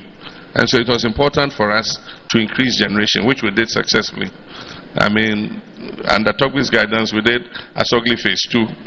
I eventually went on my knees and begged the Shenzhen chief executive to give the go-ahead for Asogli Phase 2 to take place. I roamed the Middle East and got the Ameri people to come and establish the Ameri plant, which gave us another 250 megawatts of power. I went to Turkey and begged to get the car power ship to come. They gave us a 250, we ordered a 450, but I said we need power urgently. They said, well, what we have is a 250. It was manufactured for somebody. I said, you give it to us and you manufacture our 450. When our 450 is ready, you bring it and come and take the 250 away. And that is what happened. And so we solved the generational plan. The next was the financial. That's why we set up the Energy Sector Levy Act. And it was supposed to bring in money which would pay off the legacy debts that we had. And we even established what we call a cash waterfall. And so all the money that was generated will be shared proportionally to the independent power producers and to ECG. Unfortunately, a new government comes in place. They have different priorities. And they went ahead and even collateralized ESLA and set up a special purpose vehicle to borrow against future ESLA proceeds. And so ESLA is not bringing in enough, and government too does not have enough money to pay the independent power producers. So what they are doing is they are firefighting. When Asogli threatens to shut off, then they'll go and find some 30 million and give to Asogli. When West African Gas Pipeline shuts the pipeline, then they'll go and find 10 million and give to them. So it's like everybody for himself, God for us all. Everybody threatens, government finds anything. But I know what they're trying to do. They want to push the problem beyond 7th January 2025 and hand it over to me to deal with. And so that's what they are doing. And so one of the issues that we are raising with the IMF and others is that you cannot do a debt restructuring without looking at the energy sector debt, because that's the one single factor that can dislocate this economy again. And so by now there should be a strategy for dealing with that debt. I remember that a few years ago when the finance minister was going all over the world borrowing, there was one time he went and borrowed money, and that money was meant for the independent power producers to settle the debt with them. And my understanding is that he paid only 300 million and diverted the rest of the money for something else. And that is why we are still lumbered with this problem, because the debt has continued to roll over. And so it's a difficult problem, but I do think that they must be transparent about it. They must come out openly and plainly, and together with the international monetary institutions, decide how do we handle the energy sector debt. I couldn't go into all the other sectors because we would have sat here for a long time. There's education, there's health, there's agriculture, there's tourism, there's so many things. And that's why if I didn't talk about education, it doesn't mean that it is not a priority. Education definitely is a priority. And one of the major things we'll do is to expand the infrastructure so that we can ease the congestion in the schools. And then I talked about abandoned projects. A lot of those abandoned projects are educational projects. The community day secondary schools that have been abandoned. If we finish them, more children will get space in those schools. This government introduced a new curriculum for basic school. And 5 years now, they've not given children textbooks. So the children don't have textbooks. Some of the teachers have to go and buy their own textbook. And so it's only the teacher who has it. The children don't have. And so one of the suggestions we're coming up is to give the children multi-purpose tablets that loads all their books onto the tablet. And so it makes it easy for them to have, instead of going to the cost of buying individual textbooks for every subject. If the child has a simple tablet, it will have the books loaded onto the tablet. And so the child can have the illustrations and everything on the tablet. The world is going electronic, and so we should also do same. How do we get teachers to go to the rural areas? It's been on the drawing board. We said we'll give them 20% of their basic salary as an allowance. The problem is how to demarcate a rural area. Because some people accept posting to Sokode but live in Ho. So is that person entitled to 20%? Those are the questions we've not been able to resolve. But if we sit with the teachers and we're able to resolve it, then it will help us. to do so. I talked about a housing project for teachers. We're going to combine with their teachers association. They have a lot of funds. Government will also find its funds and add to it so that we can build simple, affordable houses for teachers. If they have 15 years of their working life ahead of them, you can deduct from their salaries every month. By the time his 15 years is over and he's going to on retirement, he would have finished paying for the house, and he'll be able to move into his own house instead of going to the family house and fighting with his relatives about which was his grandfather's room and who wanting to eject somebody from that room because he's come on retirement. And so if I want to talk about policies in education, there are many. Look at the free SHS, improve the quality of food. One of the things we'll do is decentralize the food procurement. These people have centralized it. The headmasters cannot buy food for the children. And so give the procurement of food back to the headmasters because they live with the children. And give them the guidelines for procurement. And let them procure. When the money comes, you pay. Contractors are willing to give the headmasters the money they are willing to give the headmasters the food. And when their money comes, they pay the food contractors. And the food contractors are often in the locality. And so the money feeds into the locality. Right now it's buffer stock. And buffer stock has its agents. Most of them are party apparatchiki, party chairmen and others. And so they supply the food to buffer stock. And then buffer stock will distribute it to the secondary schools. That centralized system makes it difficult. Sometimes the food has not arrived, so the children go hungry. The parents, if you don't give the children enough food to go to school, they'll go hungry.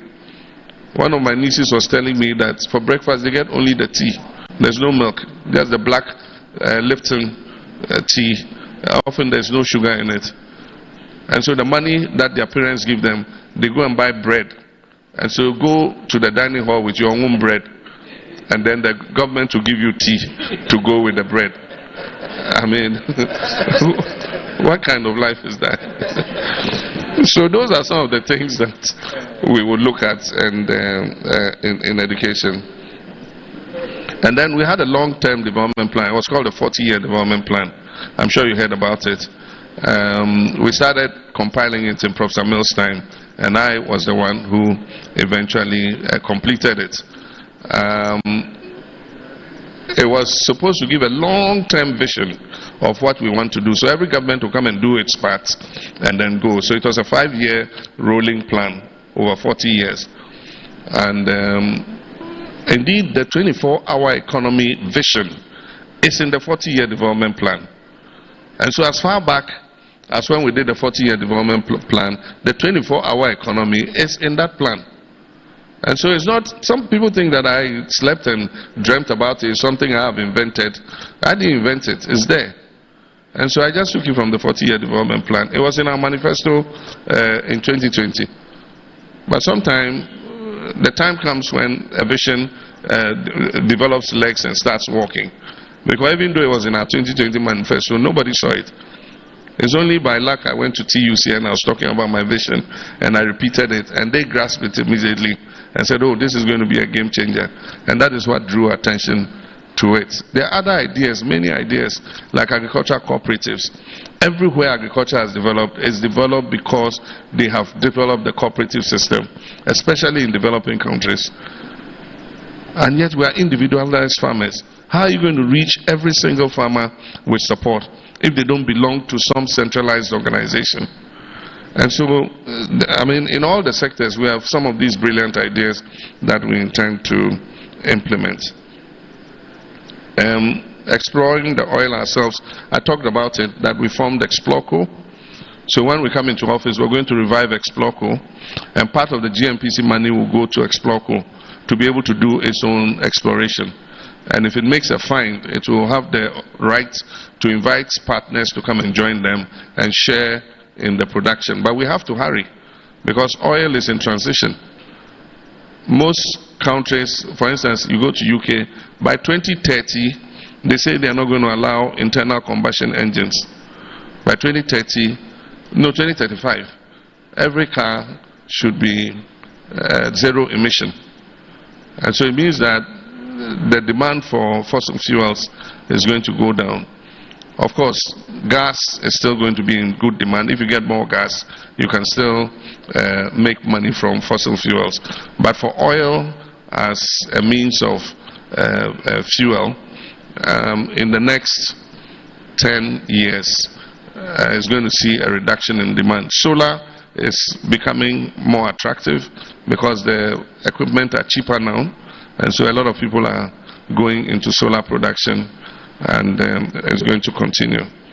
The last one was, how am I going to implement the 24-hour economy? I think I said it. I said we're going to use incentives. We're going to give them preferential tariffs, in order that they have cheaper electricity. We'll give them tax breaks. Government will use its budget to buy as much of their products as possible. If pharmaceutical industries are running 24 hours, we'll make sure that the drugs that are being supplied in our hospital are produced by Ghanaian companies that are on the 24-hour policy. So there are a lot of things that government can do to incentivize it. So I thank you very much. That's the last question.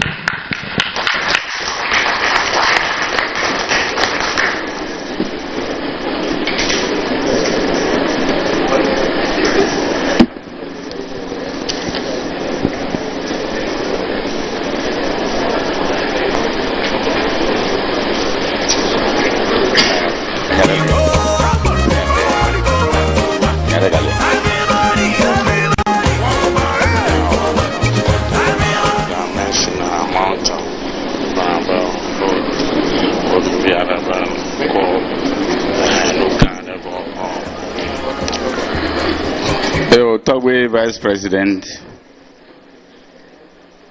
the immediate past President of the National House of Chiefs, we are almost ending the program, and I will humbly hand over the mic to Togwe Afede the 14th, the immediate past President of the National House of Chiefs, to give us the closing remarks. Togwe.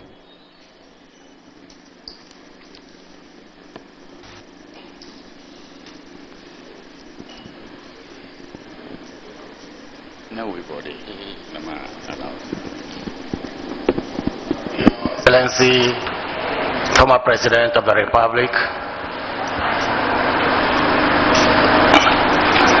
executives of the NDC, Togwell, but first of all, my distinguished Vice President of the House, Togwell, distinguished guests, our friends from the media, you all agree with me that this has been a really inspiring session, and on behalf of Togwell, members of this House, to thank His Excellency, former President of the Republic, for doing us the honor of coming to spend time with us today. Your Excellency, first let me thank you once again for coming and for the importance that you attach to the Volta region. I also would like to commend you for your very inspiring ideas. The idea of building the Ghana we want is extremely inspiring, and of course with the building Ghana Tour as the anchor to enable you to listen to the people so you can come up with what is truly the people's manifesto is indeed very exciting. I would also want to commend your vision for the Ghanaian economy, in particular the emphasis on jobs, which a lot of our young ones cannot find even several years after graduating from university. The idea of a 24-hour economy personally is exciting. I mean, if you imagine a typical manufacturing company producing for 8 hours, suddenly produce for 24 hours. What it means is more jobs for the people. For me, very importantly also, it ties in with our commitment to AFTA, Africa Free Continental Free Trade Agreement. Because one of the challenges facing African countries now is that we now have decided that we'll trade among ourselves. but there's not a lot to trade among ourselves because we still depend on imports from outside. So this 24-hour economy would position Ghana very well, I believe, to take advantage of the markets across Africa. So, Excellency, I want to commend you very highly for that idea. Of course, you said it's something you're trying to revive from your own manifesto. That is really great for our country. I also would want to commend your commitment to constitutional review, which a lot of our Togo have talked about as very important. Your express commitment to transparency and the fight against corruption, also very important. We also take note of your plan for the Volta region. Very exciting is your idea of developing medical tourism here. And I think, of course, you know, the airport that so far has been unutilized would provide a big base for it. Your idea of other services that the airport could offer that will convert it from what has become so far a white elephant are also very exciting. All of these are, for me, very great in view of where our country is today. I mean, we cannot deny the fact that our people are suffering. Ghanaians are suffering, you know, and the advent of COVID has also betrayed our vulnerability. Certainly we have to depend on other countries to solve our problems. And of course also betrayed our greed, because certainly people took advantage of even our predicaments, you know, to make money for themselves. So COVID has taught us so many lessons. It's sad that we must be going through a lot of this suffering, given the resource endowments, you know, that the good Lord has given us. Not only material, but even human. And again, that is why I'm very excited about the idea of building the Ghana we want, because it also ties in with the provisions of our constitution, which under the directive principles of state policy enjoins, you know, leadership to provide the kind of environment that will enable the economy to develop, an environment that will ensure that the Ghana maximizes potential, and that everybody is able to participate in the process, and everybody is happy. Hopefully, your vision should guide us towards living up to the expectations that have been enshrined in our constitution. And of course, that also ties in with the vision of our founding fathers, who have thought that we should be capable of managing our own affairs to bring development to our people. The reality is that, you know, our economy is in really bad shape. Ghanaians are suffering. We've seen the impact of the situation on our prices. Inflation is still high, 23% plus. CD is still unstable. And of course, as I wrote in an article recently, we've become a very indebted country, the most indebted in Africa. Yet we don't have the good roads, we don't have the hostels, we don't have the schools. So all of the thoughts that you've shared with us, if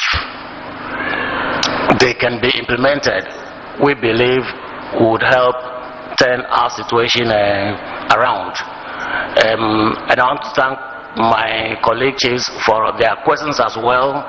They've thrown light on many issues. The importance of truth, the absence of which is also hurting our country. Without commitment to the truth, there cannot be good justice delivery.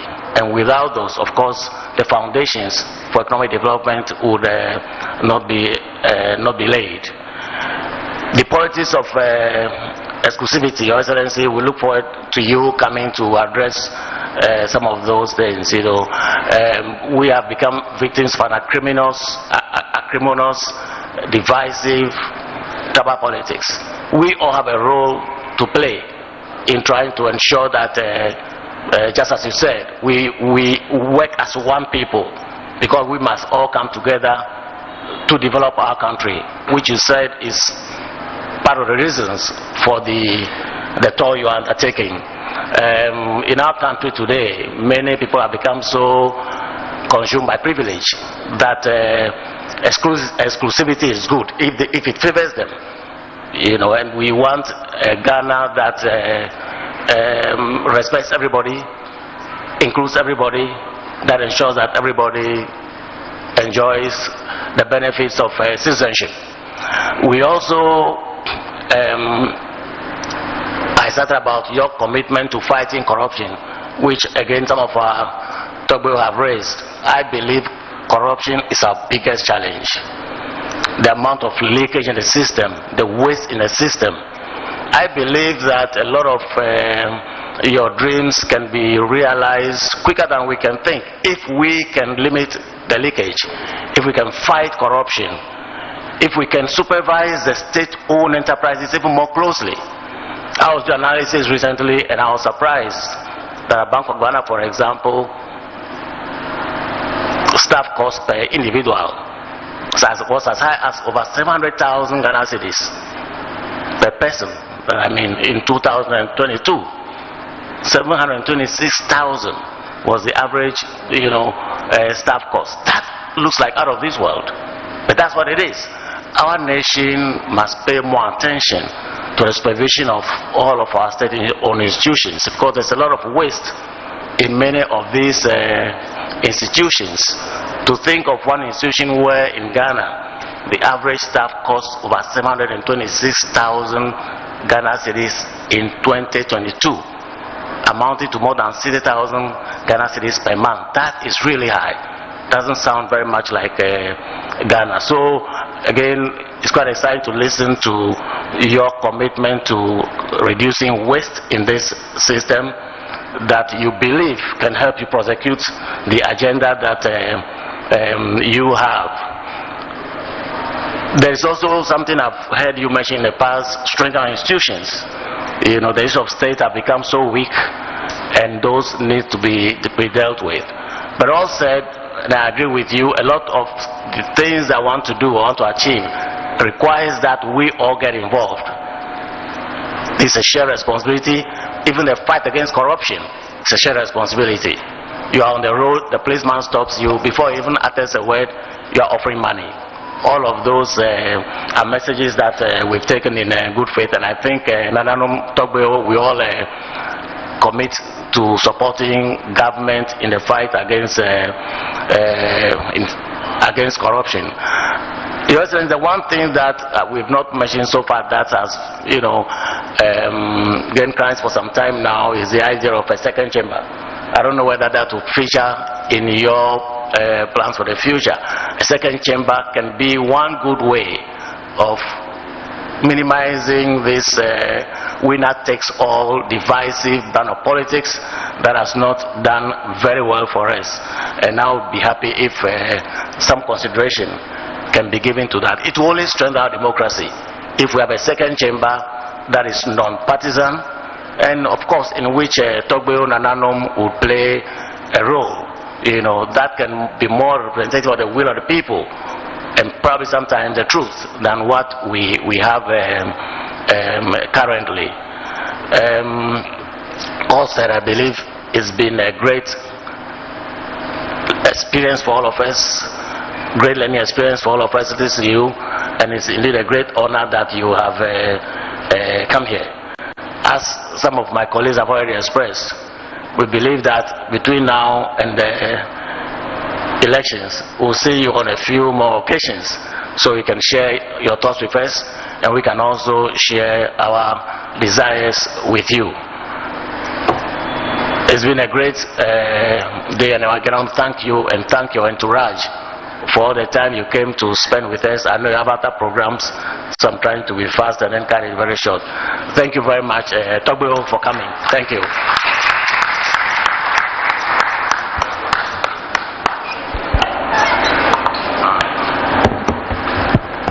Thank you, Togbo.